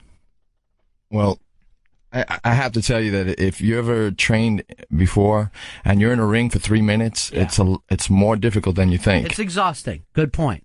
But we are talking about 9-year-olds. It's not like they're in great shape or can even get in great shape. Well, you still have to punch and kick, and that takes a lot out of you. Have you thought of this, Poe? You grab one of them by the ankles and you just start swinging them around, using his skull as a weapon? See, now, if I use that move, it would have to work instantly. That would be my one-shot deal, because by the time I lift a 9-year-old up into the air, I'm done there. I'm spent. You know, after hearing your confidence in yourself, Fezzy, I'm going to say you lose to the first one. What I'm going to think of right now is how many Fez Whatleys can beat up a 9-year-old, and I'm going 8. I think I'm going to have to clone you 8 times. I'm sure I could take 1. Now, if it was how many 9-year-olds can you rape, that I know you have experience in. Here is Carl. You're on Ron and Fez. Hey guys, you're forgetting about collateral damage. While you're fighting one, you can holler out things that hurt the feelings of the others. Right, fatty, you're next. Your Stuff like parents that. don't love Hey, you, Santa's Four Eyes, dead. you want a piece of this? Yeah, then their eyes are clouded with tears. You right in the nose. Yeah, because they freak out at that age. Oh yeah, Santini. I'm interesting. Yeah. The whole thing is going to be a Santini. And that's what I'm saying too, Fez. When they start to see what happens, a lot of them rolling in a corner. It's like, you don't think me and my friends could have beat up one of our older brothers? But when one of our older brothers jumped in the middle of us, the rest of us were cowering in the corners. Because you're so scared at that age. See, I think if a couple of them got on my arms and legs, then I'm not moving. No, it's not you. You're going to lose to 1. We know that now. We believe you. What I'm saying is an average man. How many could an average man take? I would say 5. All right, let's say 3 for me, 5 for the average guy. What about Mike Tyson in his prime? 89 Mike Tyson. Mike Tyson, I would say, could take a dozen. That's as far as I'll go with Mike Tyson. Then I wouldn't watch boxing. I would not watch boxing if I thought to myself, oh, here's the toughest guy in the world. And yet, a baker's dozen of 9-year-olds could kick the shit out of him. That would be it for me. I'd throw my TV out. Brian, you're on Ron and Fez. How are you, buddy? Hey, Brian. Hey, how you guys doing? Yeah. What I want to know is how many kids could Master Po take if they were trained by Master Po? All right, there's a good question. If you train these 9-year-olds. How sad your students turn on you. It happens. Yeah. See, now the stakes are higher because my kids are going to... Now the student is the master. Well, we did hear normal kids. There was no training. There's no weapons. I'm going to throw this in and just say white kids. So we know they can't fight. That makes sense. That sounds average. What do you mean average? Just average. Just middle America average. Don't get racist about it. I'm just trying to set up a thing. Not for you pick what normal is. I'm sorry, Earl, that you had to hear that. Hey, Roger, you're on Ron and Fez. Hey, guys. First-time caller, part-time lover. I'm 28, and I've got a 9-year-old little brother. Mm-hmm. And I tell you, when we're out roughhousing outside back, when he's got his little friends and we're just playing, the first time one kid takes like an elbow or something and they get the wind knocked out of them, the rest of them all just get big-eyed and back off a little. They're petrified, yeah. They are scared. And plus, you're trying to take it easy on them because you don't want them going crying to mom anyways. But what if you could have your dream, Roger, and you just unleash, and you just start busting some bones? That's a dream? Cracking them. That's a dream. Yeah. It's a dream. If they're coming one by one, yeah, there's going to be a pile. Yeah, there's going to. It's only going to be your own exhaustion, and Master Poe pointed this out. It's only going to be your limit, your own cardiovascular shape that's going to make this a fight. I certainly don't see you losing a fight to almost an infinite amount of 9-year-olds. I totally. If it's my win, then I'm completely shit out of luck. Yeah. Well, we said we're taking you out of this, Fez. We're going to put a normal adult into this. We understand now your limitations. I didn't believe before the show started. Now you've convinced me that you are right. You might be able to take 1.5. And even then, I think it would go as far as a draw. Here is Ben. Ben, you're on Ron and Fez. Hey, Ben. Hey, what's up, guys? What do you got for us? I know we're talking about white kids, but if they're black, I mean, no matter how many come in, I mean, if you throw like a basketball or maybe a watermelon in the ring, all right, they might. You know what? That's racism. I just want no part of it. White people are so scared of black people. One day when Fez does the show by himself, you guys can sit around and do that kind of southern humor. But it's not going to get it with me, Fez. I don't know if you're allowed to use distractions like that. White people are so scared of black people. It wouldn't distract them. And you won't need distractions. This is an adult American male against how many 9-year-olds? I don't see it being much of a problem at all. Here's Scott. Scott, you're on the Ron and Fez Show. How you doing, buddy? No, pretty good. You? Cool in the gang. I think it's absolutely great that you got a martial arts expert in there that's trained in taking out, full-grown men that are trained to do the same thing. Right. And he's talking about slinging around 9-year-old children. And not only that, but if you saw the smile on Master Poe's face while he was talking about this, and I'll go so far as to say the erect nipples. And I said to myself, this is not the first time he's had this conversation. It makes you wonder if he's done it before. Now, Scott, are you trained? Scott, do you have any training in your background? I just did a little boxing here and there, but I do have to agree with Master Poe. 3 minutes in a ring is a long-ass time. Well, going even 3 minutes with a bag, if you're not in really great shape, is exhausting. But I think the adrenaline of knowing that you're crushing children's bones is going to keep you going. That'll keep the excitement level up. That's going to make it happen for you. One thing that's going to make it even harder is that you have to reach down towards the child. Interesting. I didn't think of that. You're not striking straight in front of you. You have to reach down for them. Right. If you go down on your knees to start throwing punches at that level... I know you've gone down on your knees, but it wasn't to start throwing punches. And that's with 9-year-olds. It's going to be hard to get back up. Yeah. Because you're what? Satisfied? No, once you're down there... I never understand. I don't know the whole gay thing. What do you mean? I mean that if you stoop down to their level, it's going to be hard. Oh, I'm not going down to their level. That's for sure. It's going to be hard to get back up on your feet if they're still coming at you. Yeah, what if you're just sitting in a lounge chair and you're running them through? There's no way.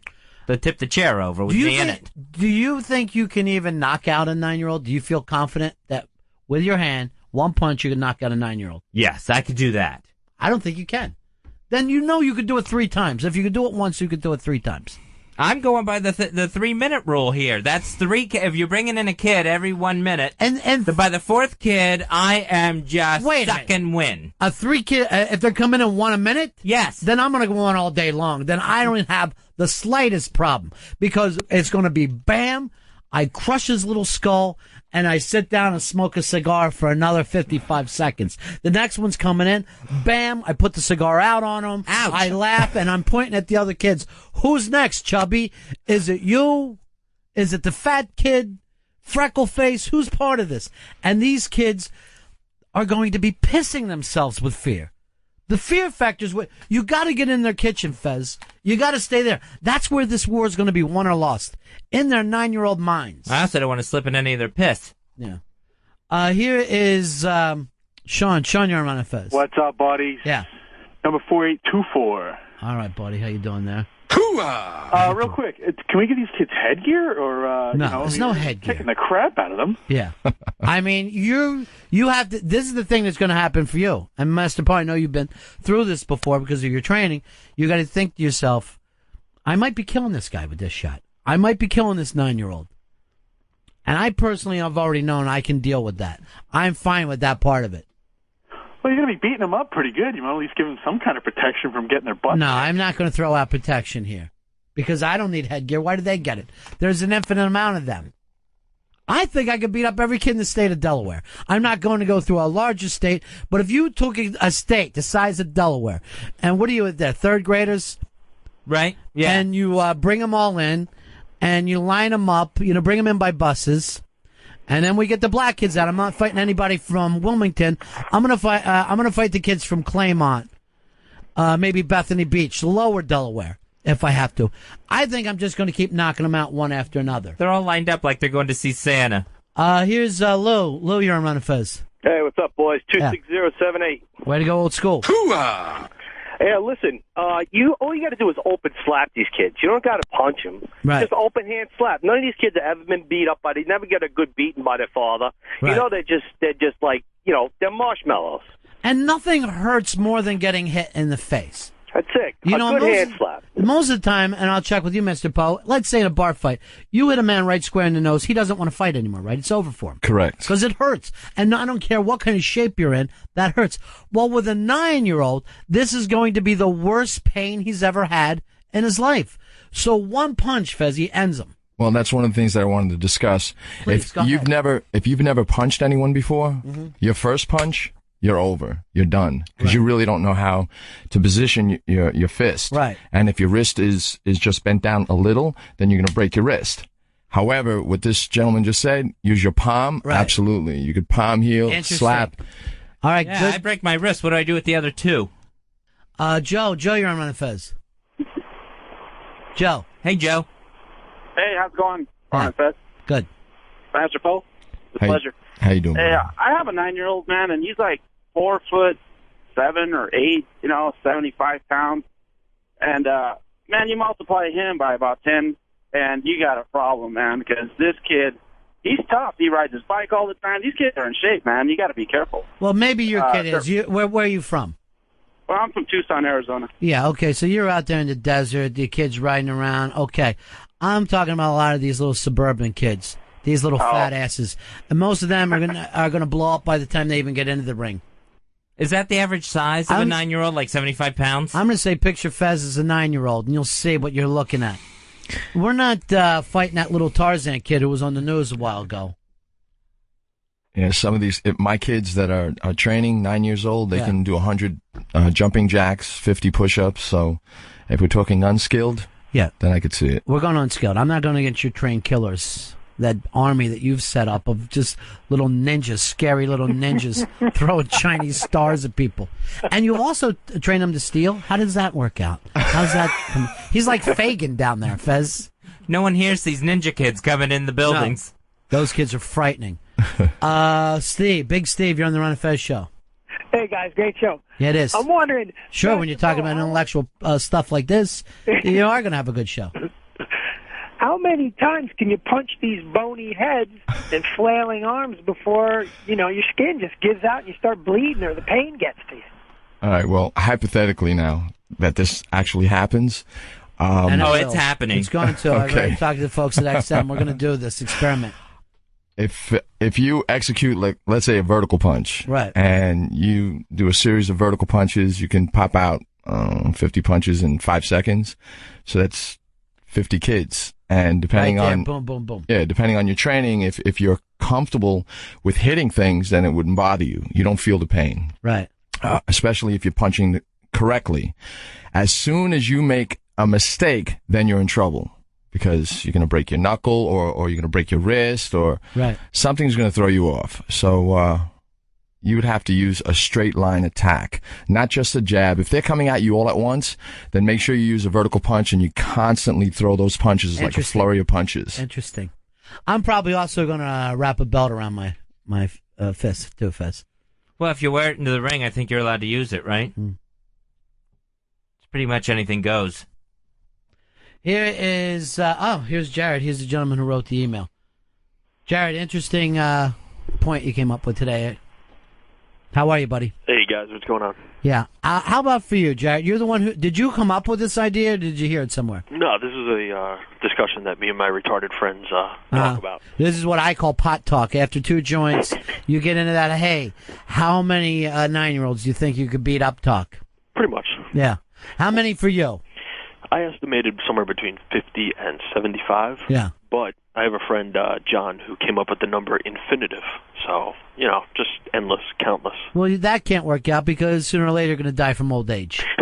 So, we can't have infinity. Waiting for 8-year-olds to turn 9 so they can get in on this. At some point you're going to need sleep, whatever. Just a quick point to clarify. It is all a group at once, not old school Royal Rumble style. They're all running at you at once. Right, exactly. All right, now that makes it a little more difficult. Right. Because, that's like a sea of ants. Yeah. And I've succumbed to them. So it's a line of kids directly in front of you, and they're coming at you one at a time. Exactly, all in front of you. One at a time. Exactly. Nobody behind you. No, I mean they're all around you. So you're surrounded. Exactly. Oh, you're surrounded? Exactly. Oh no, that changes the formula. Yeah, I think so too. Let me ask you this: can I use a sickle? You can do whatever you want. What? I'm going to have a sickle, and I'll just be swinging that around. Wait till you hear the ring announcer scream, "He's got a sickle." Look, if they're coming at me all at the same time, they want to fight fair, we'll fight fair. If not, I'm grabbing a sickle, and I'm lopping some kids' heads off. The best idea you came up with was you set the tone with the first one, and then you said, you want a piece of this next? You want some of this? And then you set the tone like that. You keep up the verbal barrage as long as you've got the wind to talk. Exactly. Sure. All right. I like that. I like the fact that you're going to have some fear into them. It's an interesting thing. How many 9-year-olds could you beat up? Now, on the other hand, if it was girls, it would be scarier because when my kid was like in 3rd grade, the difference between a third grade girl and a boy is unbelievable. A boy in 3rd grade, he weighs about 60 pounds, right? Maybe even a little smaller. Girls are going about $125. They've got a good 2 feet on them. They've got gigantic breasts, and they're just like this. I am so in love with your son. And you're just like, hey, seriously, stay away from him. You're fucking frightening. I'd rather he slept with a teacher. A 3rd grade girl, every bit of them is thick. It's big, broad shoulders. I don't know. It's thick forearms, thighs, calves. I don't know why there's become this discrepancy between the way little girls grow and little boys grow. When I was younger, it was like an inch or two. They were like an inch or two taller than us till we hit like 5th or 6th grade. Now they've got a good 1.5 feet, sometimes even 2 feet and 100 pounds on the boys.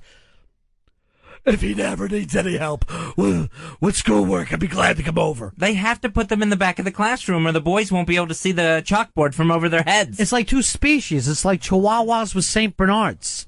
I don't know what happens with them. Someone says it's the steroids in chickens, but I don't know for a fact. I don't know. You get a big 6-foot 3rd grade girl in there dropping a Hogan leg drop on you. Yeah, we're not That's fighting. Brutal. We're not fighting girls. But that one will be how many you can have sex with. And I'm still going to go 50. And still use the sickle. I have to tell you, I have to tell you that women are more ruthless than men. And what? Oh, well, a woman will jump and grab your hair and pull you down. That's true. They'll jump down on the ground and bite your ankle. Right. They're vicious, they'll aren't kick they? you they'll kick you in the groin. Particularly if you're trying to steal their baby. Have you ever noticed that? If you try to steal a woman's baby, they will come at you with everything they have. That sounds like the voice of experience. What I'm going to tell you right now, even a sickle won't slow them down. All right, Nathaniel's sitting in. How many 9-year-olds could you beat up? Seriously. And I want you to be totally honest. And they're bum rushing me now. Oh, yeah, changing bum the rules a little bit. Yeah, I don't know if I even like that. I like one at a time. One at a time, I'd say, 50 plus. Right. But as a bum rush, it's kind of chaotic. I'd go with sort of 15 to 20. I'm going to tell you right now, too. The one, if they bum rush, they come at me that way, a couple of them are getting killed. I mean, before I was just knocking them out. But even if I have to smother a couple on my way down, I'm going to kill them. And I'm going to know that maybe I lost this fight to this 9-year-olds, but there's going to be some crying parents later. Smother? Yeah. And how would you do that? I mean, as they're piling on top of me, I'm going to put a couple underneath me Okay. and make sure I smother them. It has to happen. Derek, you're on Ron and Fez. Hey, 19043. That's old school. Hoo-ah! Way to go, buddy. How about retarded kids with a mongoloid strength trained by Master Poe? Well, first of all, they're going to have, super strength. On the other hand, Master Poe's not going to be able to train them. Oh, okay. All right? So, if you're fighting retarded kids, best thing to do there is to try to confuse them at first. My thing would be yell, hey, did you hear Scooby-Doo died? And get them upset about that. And so that they're completely disoriented. That will at least get them so upset that their eyes are closed and they're looking down. They'll go windmill on you with their arms. Then at it's that over, point. my friend, because I have been caught by them before, and I'll tell you this. They can catch you with a forearm. There's something about a retarded kid's forearm. It's more like an aluminum bat. And Master Poe, you would probably know more about this than me. Why are their forearms just so strong? Everyone's forearm is. This And yet part of they your use- arm? But we don't use it, I guess, right? Exactly. I think it's from coming out of the birth canal and someone trying to shove them back in while they're trying to be born. Just fighting with those forearms to You get think out. so? Yeah. Do you think that's where it comes from? Yeah. The other thing about them is the speed is phenomenal because they walk on tippy toes. And I don't know, Master Poe, I know you work with kids. Could you do something where you force them onto their tippy toes like a retarded kid and then later let them run? So you want this retarded kid to run on their toes? Well, I'm saying, they're going to do that naturally. Yeah. What Okay. I want to do is somehow get a helmet on them at an early age and get them out on the field playing like an outside linebacker. Well, that's good. Well, you would have to start from the very beginning. I mean, if they are retarded... Take them away from their mother at birth. Okay. If they are retarded and you want them to train, then you train them on eye-hand coordination, balance, strength. You would give them all the tools necessary, and then later on, teach them the next level. But how do you get them to focus? How do you get them not to freak out if you say, hey, you got that girl pregnant, now you have to marry her? And then that always confuses them. Because they will. I never had that problem. Oh, They'll go running for the stands. Well, They'll guess leave the what? football field. Now you're going to have to get married because she's pregnant. No! And then it goes into, then it's not even words. It's like a rabbit shriek when a rabbit gets hurt. Yeah. Then it's just like a. Yeah. And when they're coming after you, I mean, the only thing you can do is start throwing candy behind your head, and hopefully they'll stop and get it, because they will run you down with that speed from walking on their toes. So when are you training these kids, Master Poe? When am I starting to train these? Yeah, when's that start? Master Poe's School of Retarded Self-Defense. Yeah, that tippy-toe walking, that makes that Achilles tendon like a steel wire, steel coil. Yeah. And the calves just get built up super strong, too. And it's like having a kangaroo come at you. You know, Fez and I have a dream of taking these kids, and I'm sure a lot of the parents don't want them. You take them at an early age. You train them for pro football. I mean, that's all they're thinking about. Get ball, get ball, get ball. The only problem is how we're going to get them through college. I guess go to a school like Alabama. Yeah, something like that where no one's going to notice. Fairly easy to get through. Yeah, you just keep moving them. Maybe some of those kids would win student athlete down there. Would be great. Here's Jerry. You're on Ron and Fez. Hey, I'm just thinking, wouldn't it be like putting Master Poe in a ring with him, like Keanu Reeves in that movie, The Matrix? Yeah, Master Poe is really being humble today. I honestly think that he could take over 1,000. Well, I don't know. In the beginning, I'm going to be thrown off because they are 9-year-olds. Mm-hmm. You got that effect. You got to get your head into we're in make-believe land. No. No, we'd probably be held somewhere in the tri-state area. I see. And I really am going to try to set this up. I'm going to talk with Wiki about if we do this as a promotion. I see. And they're not wearing anything. Well, they're naked? No. What are you saying? I'm very confused. Now give me 1,000. Now this is Fez's make-believe land. I didn't know this was Naked Ninja style. No, they're not wearing any equipment. No, we discussed that. We know that. They don't have... A lot of their equipment isn't developed fully. And I almost see this more as a fight to the death. You know what I mean? I don't want any referees here because, let's face it, right off the bat, these kids are cheating, not us. If you're using... All right, hypothetically, if you're using your entire body, right, your fists, your elbows, your head, your knee, your feet, right, and your palms and whatever other techniques that you can... And ass. I'm sorry. Don't put your ass on them. You may have to sit on a couple. If you sit on them, they'll jump on your head then. Yeah, you be careful. You can't sit on them. You be careful, Haystack, when you try that finishing move of yours. If they get the horseshoe from around my neck, I'm in trouble. All right, Chris has come up with an interesting idea. Chris, you're on Ron and Fez. Hey, buddy. It's great to have you back. It's great to be back. I think the way to go actually would be ground fighting. Just choke these little bastards out. Maybe, break a couple arms with a couple arm bars. I think... what do you think about that, Mr. Poe? You take them to the ground. Well, as soon as you take one down to the ground, the other one's going to jump on your face, and then another one's going to grab your left leg, and they're going to pull you from every angle. Plus jump in the air and stomp on your face. I'm digging one of their eyeballs out with my thumb before I'm out of there. I swear to God I will. And then I'll show that to the other ones. How do you think the fight went? You just put up a thumbs up with an eyeball on top of it. Oh, yeah. I'll pop that in my mouth and spit it out, and you'll see some grossed out kids. Yeah. I am so furious with these 9-year-olds that they think they're going to line up against us and catch us one at a time. What I want to do is get a bunch of us to attack a 9-year-old and see how they fucking like it. Well, you got to send a message. Sure. And that message is it ain't over yet, is it, fatty? As it goes through the 3rd grade. Hey, Joe, you're on Ron and Fez. Hey, Ron Fez, Master Poe. How you guys doing? Good. All right. Good. I got a suggestion for you guys. Years ago, when I used to wrestle with my dad, me and my brothers would just bum rush him. Sure. And he wasn't a big guy. He's a regular-sized guy. He would stack us on top of each other. Sure. I mean, it's no problem at all when everybody's been tried to wrestle their dad or their big brother or their uncle, and it's nothing to wrestle a kid. Fez, and that's your thing of 3. Let me drop it down this way. How many 3-year-olds do you think before you gave up, Fez? I mean, they can't even walk. That's what I'm trying to point out to him. Yeah, the 3-year-olds would be easy. All right, so how many? Give me a number. 53-year-olds. 53-year-olds. Be dicing them up like sandwiches. Dicing them up like sandwiches. Here's Chris. Chris, you're on Ron and Fez. Hey, boys, I had a question for Poe. I just want Sure. to know, what's the worst ass beating he's ever given somebody? Is this something you like to sit around and think about, Mr. Poe? I don't know what you're talking about. Self-defense? Yeah. Well, just in a situation. I mean, have you ever been out and about, you're in a bar, someone will start some shit, and then you laid into them? A few things happened in my lifetime. Yeah. Stuff where you were cruising around with your friends drunk, so a minority hopped out. All self-defense.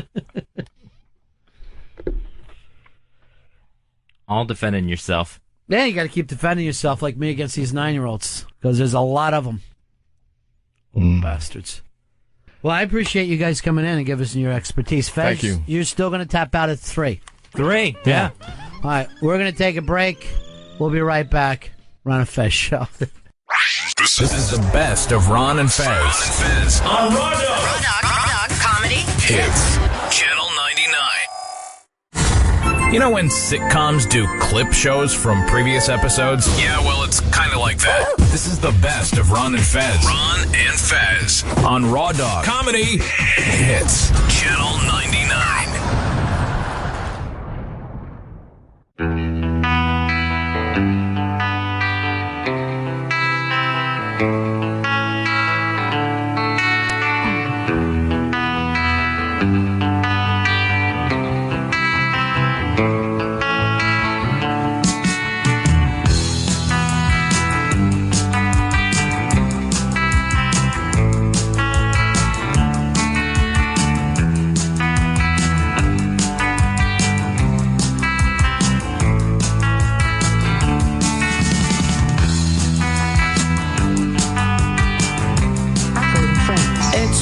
Fez, look back. Really finding some fun stuff in here that we haven't played in years, and going over some different stories, but not as heavily emotional as Friday's actual goodbye show. This one, it reminds us that we did a really lot of fun, crazy shit. Fez, this is one that had to do with your life. Yes, this was from my parents' 50th anniversary party. All right, let me stop for a second. You never get as lispy as when you talk about your parents for some reason. Really? Yeah, didn't you notice that he did that? It got so heavy. This is from my parents' anniversary party. The gayest thing about you is your family, and I don't know why that is. I have no idea. I didn't even hear it. That's when you get super gay, when you're with your family, and then you go to a gay bar and you're like this, or meet a gay person, and Fez is like this. Hey, what's up, dude? What'd you say, Slick? Doing the gay thing? So tell us all about your parents' 50th anniversary. So we had put together this surprise party anniversary, all my parents' friends, people they had known over the years, neighbors, relatives, co-workers. And one of the people that had asked to speak at the party had contacted Ron and wanted to do, for some reason, a bit about me and all the different characters I've played on the Ron and Fez show. Yeah, I think he was just trying to come up with things that, I don't know, is it like a roast? My family has never been so community-based that there would be a microphone at any family gathering. Yeah, when I heard, I was just a listener at the time when this happened, I was like, this happens? People have giant family... Yeah, Fez comes from a family that's very community connected. So we didn't even like our neighbors. No, that's the same way we were. We were just like, stand on the porch and we will be out in a minute. But this is not a place for you to come inside. So this is like a big community-based thing. And I had helped out and gave the guys some of the names of some of the characters that Fez has played. And a lot of these characters were off color, to say the least. A lot of them were sexual positions, not actual character names.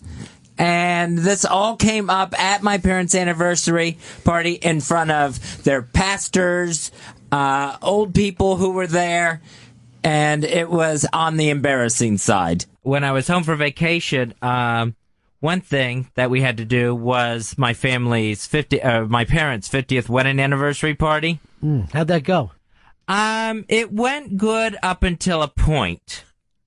There was a certain problem when we let people get up to speak. And, we were doing a thing, nice stories about my parents, that sort of thing, reminiscences. All right, why don't we go to right from the beginning? This is a big anniversary party you had planned for your family. How many people showed up? Where did you have it? What went on? We had it at the Hilton in St. Petersburg down by the water. We had about 100 people there. A little over 100 people showed up. Had a nice dinner for everybody. Had a nice head table. Well, it sounds like it was wonderful. Sounds like a wonderful night. We recreated their wedding cake so that they could have that to cut. And a lot of people all dressed up, expecting a nice night, having some fun, some friends, some family, reminiscing over the past 50 years. Well, that's terrific. Congratulations. Nice. Certain people... Should we go to break now? No, we shouldn't go to break now. I'm willing to go to break. No, we should not go to break now, Ron Bennington. Earl, are we ready for a break? You think we could break? Yeah, we could use those, dude. Yeah. No, I don't think we will, Earl. I think we'll stay on XM here for a couple of more minutes. Because a situation arose when people got up at the microphone and decided to share their reminiscing with my parents and the over 100 guests that were there. All right. Well, it seemed like it went nice. We'll take a break. No. We're back in a few moments. No, it didn't all go nice. Some of it was nice, like when their pastor spoke. Mm-hmm. That was nice. When one of the couples that they went on their cruise to Europe spoke. That was nice. Fantastic. So all the speeches went nice. We'll take a break. You're listening. No break, because it all turned ugly when one certain speaker went up there. There was one gentleman who wanted to speak. He used to work with my dad before my dad retired from the bank. And apparently part of his little gimmick that he wanted to do was he wanted to speak about our family and my parents and didn't have all the information that he needed. The way to set up his gimmick was he was going to say, oh, there's Mr. and Mrs. Whatley, and then they had these kids. They had Corky and Tammy and Fez and Travis. And then they also had their grandchildren, and he listed our grandchildren. Then what he decided to do while he's speaking is to be funny, was list some of the other personas that I've had on this radio show. As like they were also extended members of my parents' family. So he's bringing up Nature Boy and Jam Brady. Well, apparently what happened was, after I did some investigating after this moment at my parents' 50th wedding anniversary, he didn't know exactly what all kind of characters I've portrayed on the radio. So I found out he got help through email through Mr. Ron Bennington, who gave him some other characters. All right. You know what, Fez? Here's the thing. I know that you seem like you're upset or whatever. Yes. But the point is this. Did he bother me with this first? Yes, he did. Why didn't he go directly to you? I think he wanted it to be a surprise for me as well. All right, I'll pick up this story from here. Here's what's happened, Johnny. So I get this email, and I hate this kind of thing, too, where somebody acts like, here's what he does. My name is Tim. I live in St. Pete, and then he says Fez's real name. And that whole thing always bugs me, like, when people go, oh, you work with O&A. I've known Greg since 1980s. Shut the fuck up, all right? It's not exactly Superman Clark Kent. You're not, this inside role that you feel like you have is not impressing me. So right away, when you start using Fez's birth name, it doesn't impress me. So he's like, I'm taking part in a party for his mom and dad, It's a birthday party and anniversary. Now, by this point, Fez, he's already said your real name 3 times. Yeah, because he's playing that insider card of, I know him so well, I can call him this. So he says, I've been good friends with the family for quite a few years, and my wife is friends with, and then list all your brothers and sisters' names. So then he goes, I was wondering whether Ron or some of the other staff members could help me with a list of names that he's used over the years. The party's on tomorrow night, so I'm under a bit of a time constraint, and I hope that you can help me and I'll be appreciated. So I write back to him, and if I was wrong about any of this, I'm sorry. But I write back, sure, Tim, of course, Fez Whatley's the name he uses on the air, but here's some of the other characters that he's played. Dirty Sanchez, the Mexican bandit. Read out loud at my parents' 50th wedding anniversary. Rusty Trombone, the jazz musician. Harry Elvis, the comic who only jokes about pants. That one seemed to hurt the most. That one probably was a dead giveaway that it was me. Huh? Yeah, that's when I started to go, all right, nobody else would. Camel Toe Curtis, the wrestler. Again, mentioned at my parents' formal party. Lionel Pillowbiter, the nervous Nelly. Always Wet Nanette Cummings. Tossy the Salad, the chef. At that point, these people that go to church with my parents that are all about the same age, just really tilting their head in confusion. Then I put down the ship's captain known as Cleveland Steamer. The Roman Helmet, the superhero in Roman times. Egyptian Teabag, the friendly Arab. And I'm like, where the hell is this coming from? And then Pittsburgh Platter, the big Steelers fan. But here's the point, Fezzy. He bothered me with this. Yes, and you gave him intentionally fake information, and Cleveland Steamer and Roman Helmet were mentioned at my parents' 50th wedding anniversary. The whole thing felt ruined. Well, I'm doing the best I can. I want to try to help out. I never played Lionel Pillowbiter. Ever? Never on this show. Well, let me strike that off the list. At no point was I Camel Toe Curtis. People were saying some nice things. I never, of all the things that could have gone wrong with this party, I never thought hearing the word camel toe over a PA system would be one of them. I never thought that would happen. How old was this guy? This guy, I'd say he's probably about 38 years old, 39 years old. Didn't get any of these references? Didn't get Dirty Sanchez? No. Rusty Trombone? He's reading them like they're common knowledge to everybody. It was humiliating. All right, well then I made a mistake. Yes, you did. And we only get one chance to have this 50th wedding anniversary party. And I think it put a black eye on the entire night. Let me ask you a question.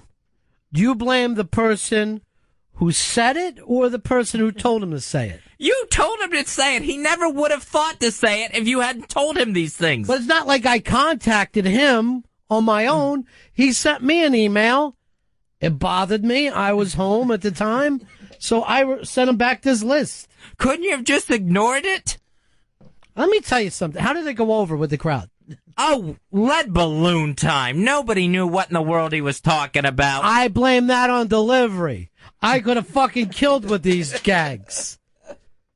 I'm known for my timing, Fez. It was just awful on so many different areas.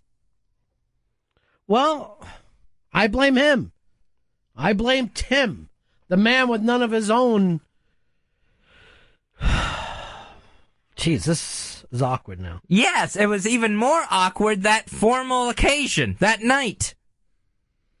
That Friday night when everyone gathered. We were having nice toasts and everything. And then next thing I know, always Wet Nanette Cummings' name is mentioned. How could you not pick that out as a gag reel? I consider it real gag reel stuff. And then I'm just like, where in the world? Who told you these things? Where did this come from?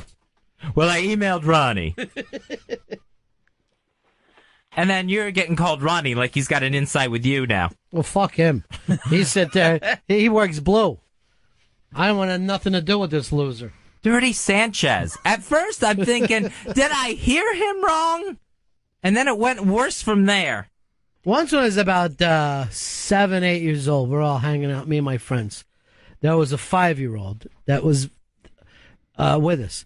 So I give him the gimmick. I go, when you're drinking your iced tea tonight at dinner, I go, if you want to hang around with us, you got to be cool.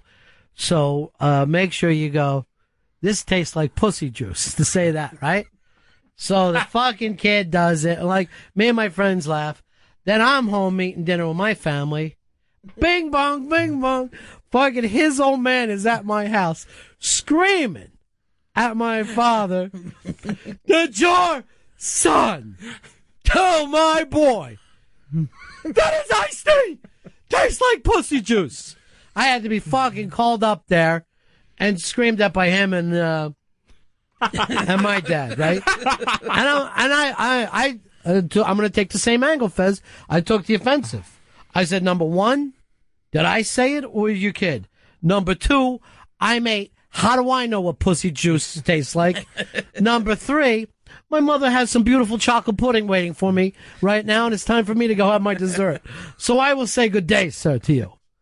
So, and the same thing, Fezzy, this guy, if he can't write his own material, don't go bothering somebody else at their home.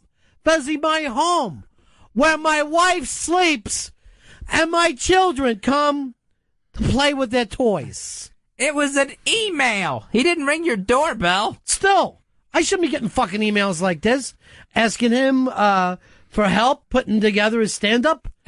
You think I'd like to email people every day? What should I talk about on the radio? No, I got to do it myself. As soon as he said he emailed Ron, it all started to make sense right away.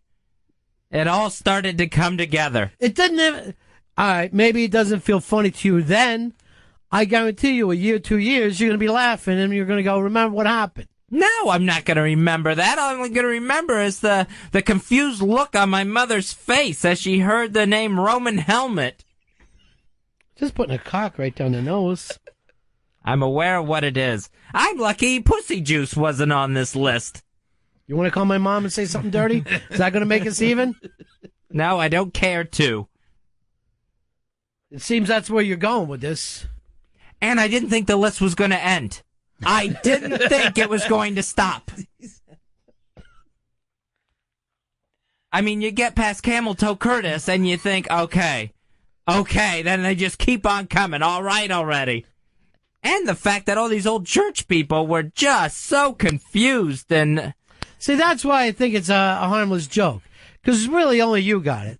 None of the old Lutherans figured it out, I'm sure of it. You would think this guy would have stopped at some point. He didn't get a single laugh, huh? No, not one. Jerk off. I'm telling you right now, people don't realize this. Public speaking is all about timing, folks. It's 100% timing. If you got a videotape of that, Fez, I'd love to watch and go over it. I would fucking... Seriously, I would not... Makes me a little happy. No, there was no video copy of that, as far as I know. I don't think you need to work blue at a 50th wedding anniversary. No, I don't think so either. From who's ever emailing him or him himself. Did your parents get the centerpiece that I sent them? No, they didn't get a centerpiece that you sent them. I know, I made that up. Because I sent centerpieces. You lied about that last week. And me, I forget who caught you, Winnie. When you go, Fez says when he's going to a fine dinner, he always sends a centerpiece a couple days early. Some nice flowers, maybe a candle arrangement that you can put in the middle of the table. I got an email about that was just on Martha Stewart 2 days prior. So you probably saw Martha Stewart, and then you're trying to act like you're fancy. Well, it's Martha Stewart that sends them. All right, Fuzzy. Well, look, let me tell you something. I take partial responsibility for this. Partial? You're the one who sent him all these dirty names. A, I didn't start it. B, I didn't say it. I fucking replied to an email that was sent to me. But erroneously. I didn't play any of these characters. Are you sure? I have never been Egyptian teabag, the friendly Arab. You've been Egyptian teabagged. I fucking know that. That's something completely different. All right. Well, we're both wrong. I wasn't wrong at all. I was sitting there enjoying the night. I think you were wrong to bring it up here on the air. I think that was a personal thing between me and you. I think some of this stuff should take place off air. I think it had to be known how a 50th wedding anniversary party was sabotaged.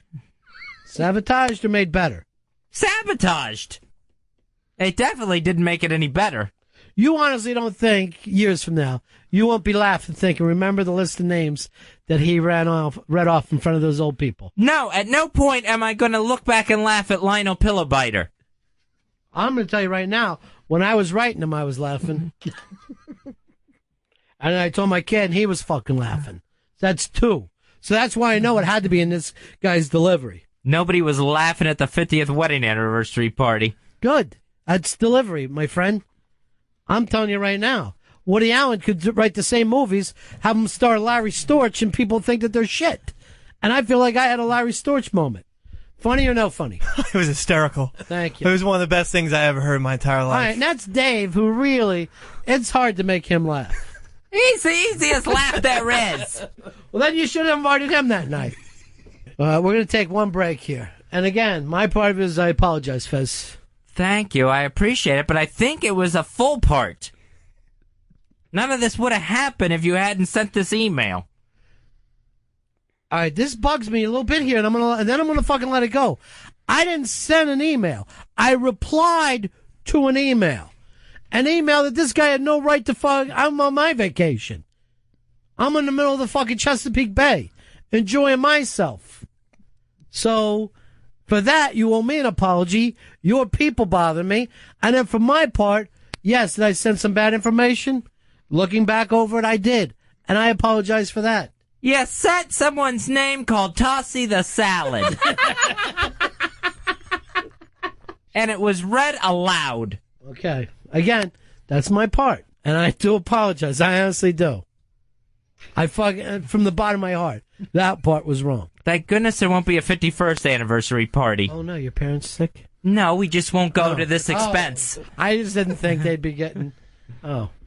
Because they're not getting any younger. Definitely. That's for sure. And Earl knew about it, too, and he didn't warn you. I told Earl after I did it. Earl, if there's a Roman helmet headed my way, tell me. But it wasn't like Ron said, it wasn't like he just sent this out just erroneously. He was answering a question that was sent to him. Good. Nice to see you fucking stand up for me for a change, Earl. No, and just because you sent it didn't mean they had to use it. You know what? Normally you break from ranks. This time you came right in. You're my wingman. I'm not used to that. I'm not used to having him there for me, Fez. Today he's glued to you. Shocker. Yeah. Mr. Freethinker decides to pull in and join the team. I love it. All right, so we all made a mistake. We're all sorry. We didn't all make it. Well, I didn't make one. Well, you had to sit there and listen to that shit. Yes, when I wanted to run out of the room screaming. Actually, I wouldn't even mind if you start working on some of these characters. Could be good. Maybe Pittsburgh Platter. Shit. The big Steelers fan. All right, we'll take a break. Right back. Ron and Fez. Stand by for more of the best of Ron and Fez. Ron and Fez on Raw Dog. Raw Dog Comedy. Hits Channel 99. And now, back to the best of Ron and Fez. Ron and Fez. Raw Dog. Comedy Hits Channel 99.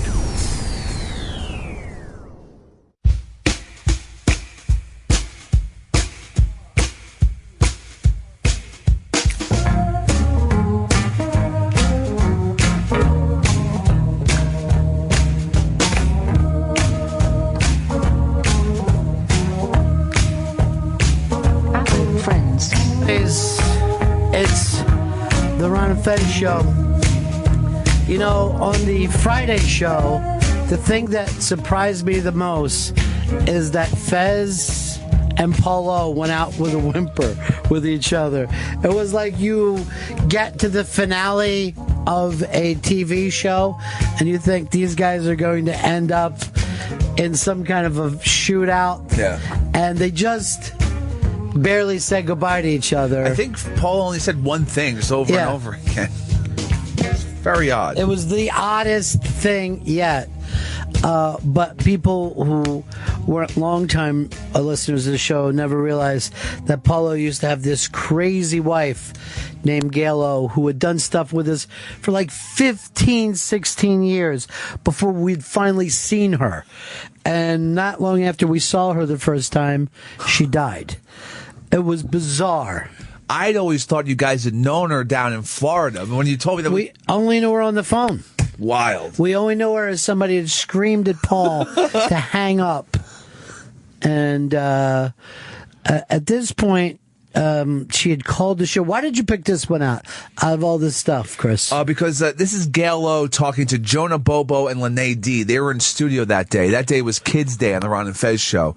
And Paulo was on the phone. And then eventually you guys get to get Gail O on the phone, and she starts giving the kids advice. All right, so it's a legendary Paulo and Gail O. From the legendary Ron and Fez studios in a predominantly white neighborhood, Ron and Fez presents Showtime with the Paulo. Showtime with Paulo. Paulo, your life's a movie. Paulo, your life's a movie. How are you? Yeah, hi, Paul. Hi, Paul, your life's a movie. Hi, how are you, Fez? How are you, Lene? Good. I haven't talked to you in a very long time. No. Court ordered. Yes, you can't do that. Now, Paulo, also Jonah Bobo is here with us. You're familiar with his film Sathura, right? Yes, nice to meet you, Mr. Bobo. What did you think of that film and Jonah's performance? I actually like that film quite a bit because, as you know, kids' film can be pretty tedious and dreary in a lot of ways. And that one was actually something that I think worked very well on any level. And it was much better than its companion film, Jumanji, I think. Uh-huh. Yeah, so I thought he was great too, and he's got a big career ahead of him. So, Paulo, are you going to promote anything? Are you going to? I'm not promoting anything. My movie is going along great, so I'm trying to keep you out of it because I know you're just trying to break my heart, you know, and there's some kind of massive conspiracy. Paulo, this movie will not be made. Gail, please. Let me tell you something, Paulo. You and your wife have frightened the children today. Okay.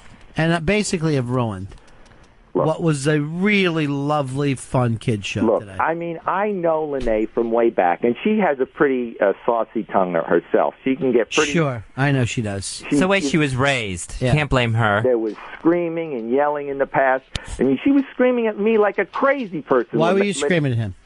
Remember that, Lene? When?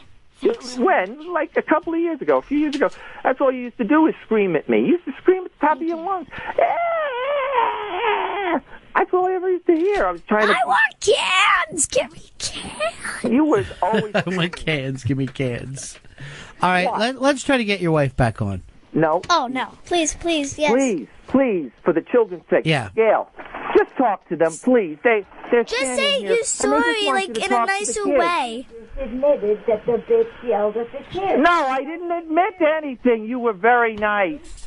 You said fudge. I think you said fudge. Did you say fudge? No. Did that woman say you've been screaming at her a couple years back? No, I was talking about the little girl, Lene, was screaming at me. She was always very mean to me. And and I think the two of you could get along and we could all make it better right now. Yeah. Get along with anybody. I know you don't, but let's just... I'm not trying. Well, today would be the first day. I tried to get along with anybody, they spit in my face. No, nobody spit in your face. Who has ever spit in your face? Nobody. Everybody. Nobody has spit in your face. Paul, you don't need to be gentle now. Who has spit in your face? What makes your ignorance even more profound? I'm not profound. No, come here and talk to Lene. No. Lene has problems too. Well, good for her. I hope somebody's helping her with them. She has friends.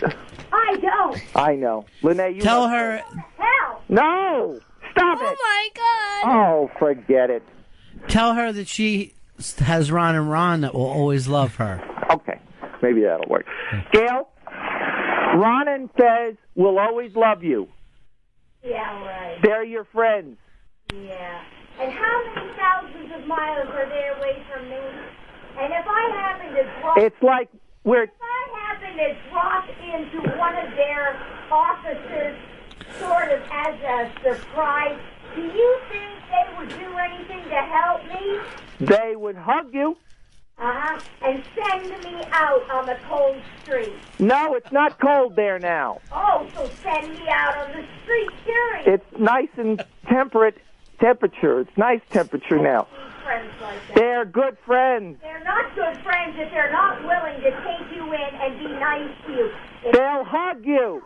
If those people are not willing to go the distance, then they're not worth it. Little Lene is 9 years old. She'll... For Lene, she's got a lot to look forward to. She's got sex. Oh, please, let's talk about it. Oh, my God. Please, sweetie. Jesus. I'm You're sorry. killing me, man. Get Gail, your wife Gail, to talk to the kids about life. She's not going to do it. I think she will. She's too bitter. I think they've got a lot to learn from her. prefer her Kids not. can learn from you. They can learn from you. I'd prefer. Gail, they can learn. You just told them about the paying the rent. You're right. I agree with you. I agree with you. That's something they need to learn. It would just be nice if. No. The world is full of bad people, Renee. We know. Yeah. You've got to keep yourself safe. Okay. Parents are allowing it. No, the parents. Those kids safe. It's the kids' show today. Doesn't matter. It's a kids' show. Yes, it matters. Someone to tell the truth to them. Look, Gail, you're the only problem. You're the only one who's used a bad word today. Fudge. I don't want them to feel bad. Okay, see, that's her. Tell them. They have to know the reality. The kids are crying. Tell her. They're crying. The world is bad. This. Are they older? They don't. They're they 9. don't need to know that. 9/11? Oh, please. Oh, 9/11. She's bringing up to the kids. During a kids show. Now they're really crying. Oh. They remember They're crying. I don't want to bring up terrorism to these children. Yeah. when I'm crying. Yeah, well, I'm sorry, but the only now, terrorism I believe in now is they're video crying. games. Sure. And it's not terrorism to your brain, it's in the game. Lene, stop crying. I don't believe that video games are bad. Me neither.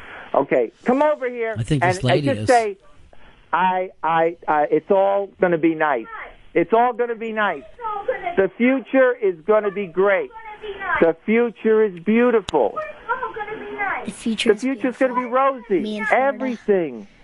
is Gas prices are going to go very low. Working for Mitsubishi And with a little miniature ducks. supermarket prices are going to go low, and there's going to be free money in the streets. Oh, sweet. Kids can get as many toys as they want. Yeah. Yes, this is Lene. Lene? Yeah? I don't know why you're crying. You must have, by the time you reached your age, to realize that this is a horrible world. So why are you crying? I hate to say this to you, but if I had children of my own, Why don't I you? would love them, and I would try to keep them out of danger. Why don't you have kids? Why don't I have kids? Right. That's something for Paul to talk to you about. happened? I thought I was talking to Lene. Lene. Well, they had children. Yeah, Weren't Lene, you pregnant twice? as you get older, I thought you were pregnant twice. more and more things happen that make it harder and harder for you to be a decent person. And there's going to be a lot of things that you can't control.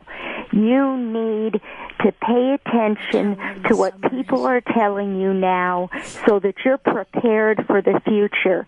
Because believe me, you'll have good days, but you're going to have bosses that are total.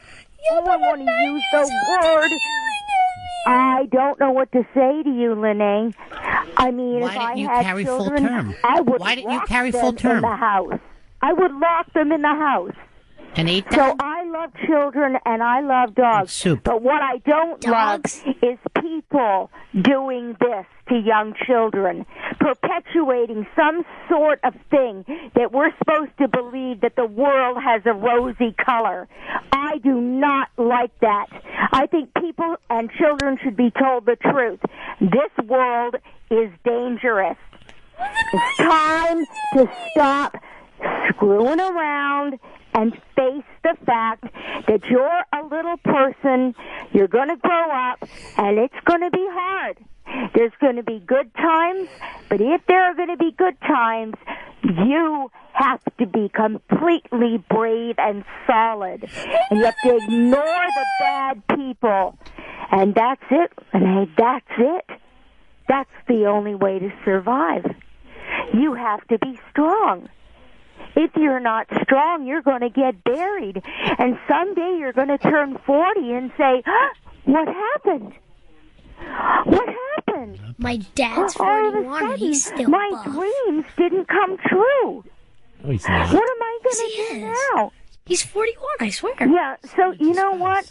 I want to be kind to you, but I don't believe in being kind to spare somebody from knowing the truth. I very much like the fact that Paul has let me talk to you, but I can't sit here and tell you nice things.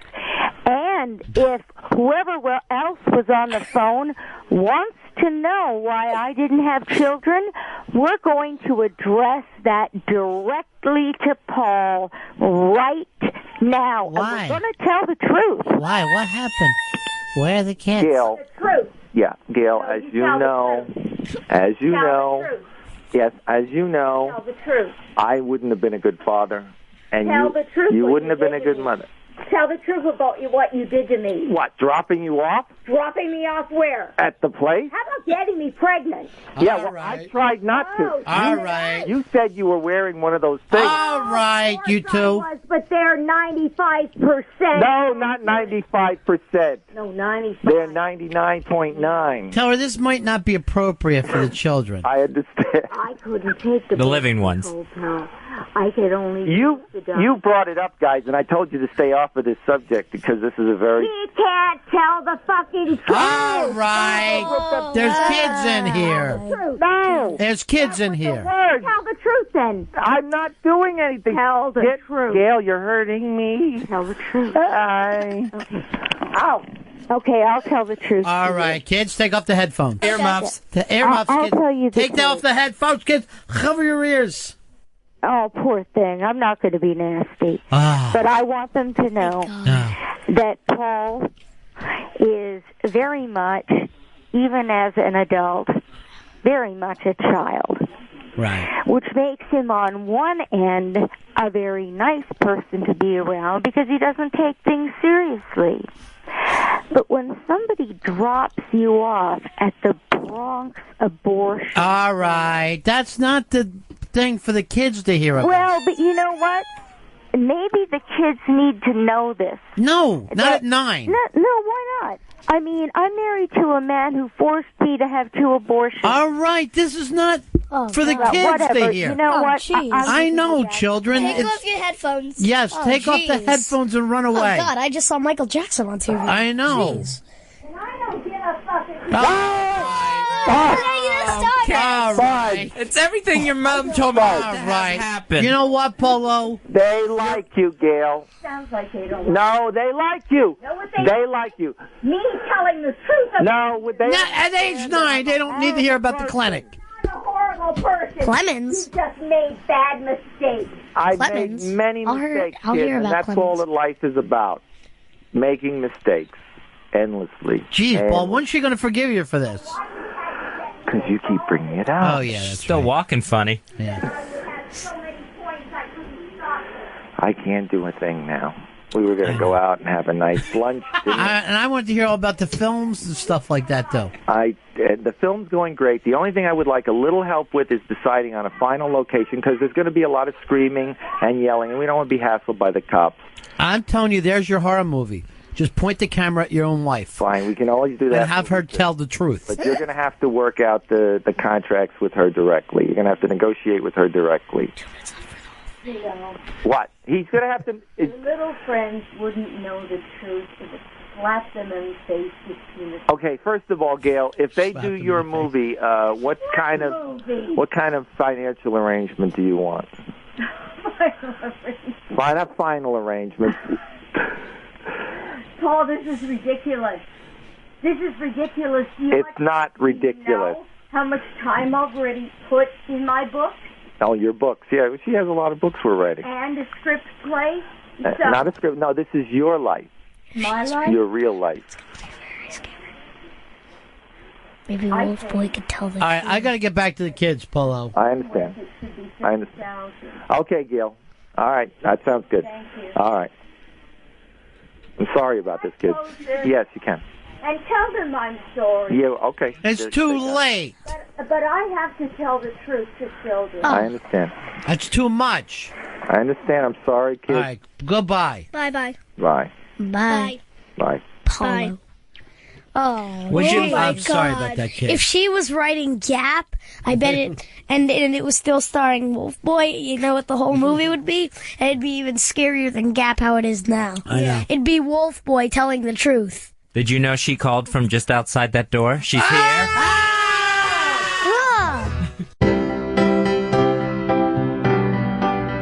A lot of people who listen to this, please don't take drugs. She's not happy, and she's not normal anymore. She's so lonely. She's got no one left to lose. She wants to die before Christmas. You hope to die before Christmas? I hope so. She's afraid. I'm afraid that if I die before he will. And I think what's going to happen is he won't care at all. He won't care at all that you're gone. I'm gone. I'm gone. I'm gone. She's probably going to commit suicide. If you die first, I probably will commit suicide. Don't do it. Don't do it. Don't kill yourself. Kill someone else. Gail. You're gonna have to kill Paul. You'll have to do it while he's sleeping. Hang, bang, shoot him in the head while he's laying in bed. You can blame the medicine. The biggest problem is that she doesn't understand exactly how mentally ill she is. I am not that mentally ill. I have a bipolar disorder. That's nothing. It's not. It's a bipolar on top of a schizophrenia. No, I'm not schizophrenic, Paul. I'm dual. You've heard of what I'm saying. Yes. That's it. The doctor. Dual personality. Yeah, you don't. I'm not psychotic, Paul. She's a classic. The late, great Gail O. That is it for the Tuesday Ron and Fez Look Back. Tomorrow, we'll get into... You know what we ought to do tomorrow, and I should have promoted throughout the day, but we're going to do a lot of the old live reads for the Wednesday show. Go to the iBang.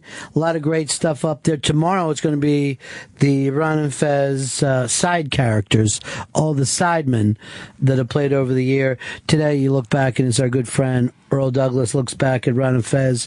And the hashtag Goodbye Ron and Fez were a lot of great things that people had wrote and put in. All right, time for us to wrap it up. I'm going to hit Satellite of Love. I will never play Satellite of Love again since Fez broke my heart. I'm always looking for a new ending now. Okay. Give me well, let's just go Blister in the Sun and see if that sounds perfect. It's Violent Femmes. Who doesn't like that? Maybe you can fill the void. Yeah.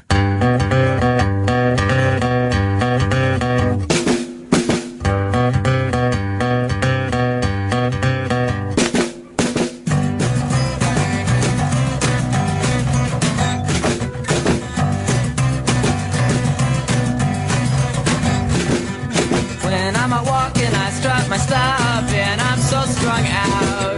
I'm high as a kite, I just might stop to check you out. Let me go wild.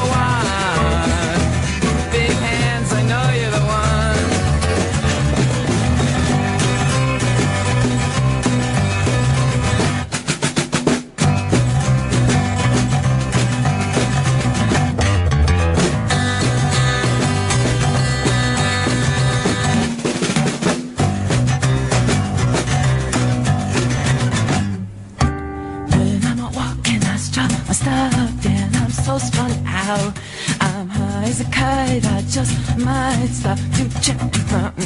When I'm walking, I stop, and I'm so strung out, and I'm high as a kite. I just might stop to check around. Body and beats, I stain my sheets. I don't even know why. My girlfriend, she's at the end. She is starting to cry when I'm walking. Stop, and I'm so strung out. I'm high as a kite. I just might stop to check you out. Let me go on, like I whisper in a song. Let me go on. Big hands, I know you're the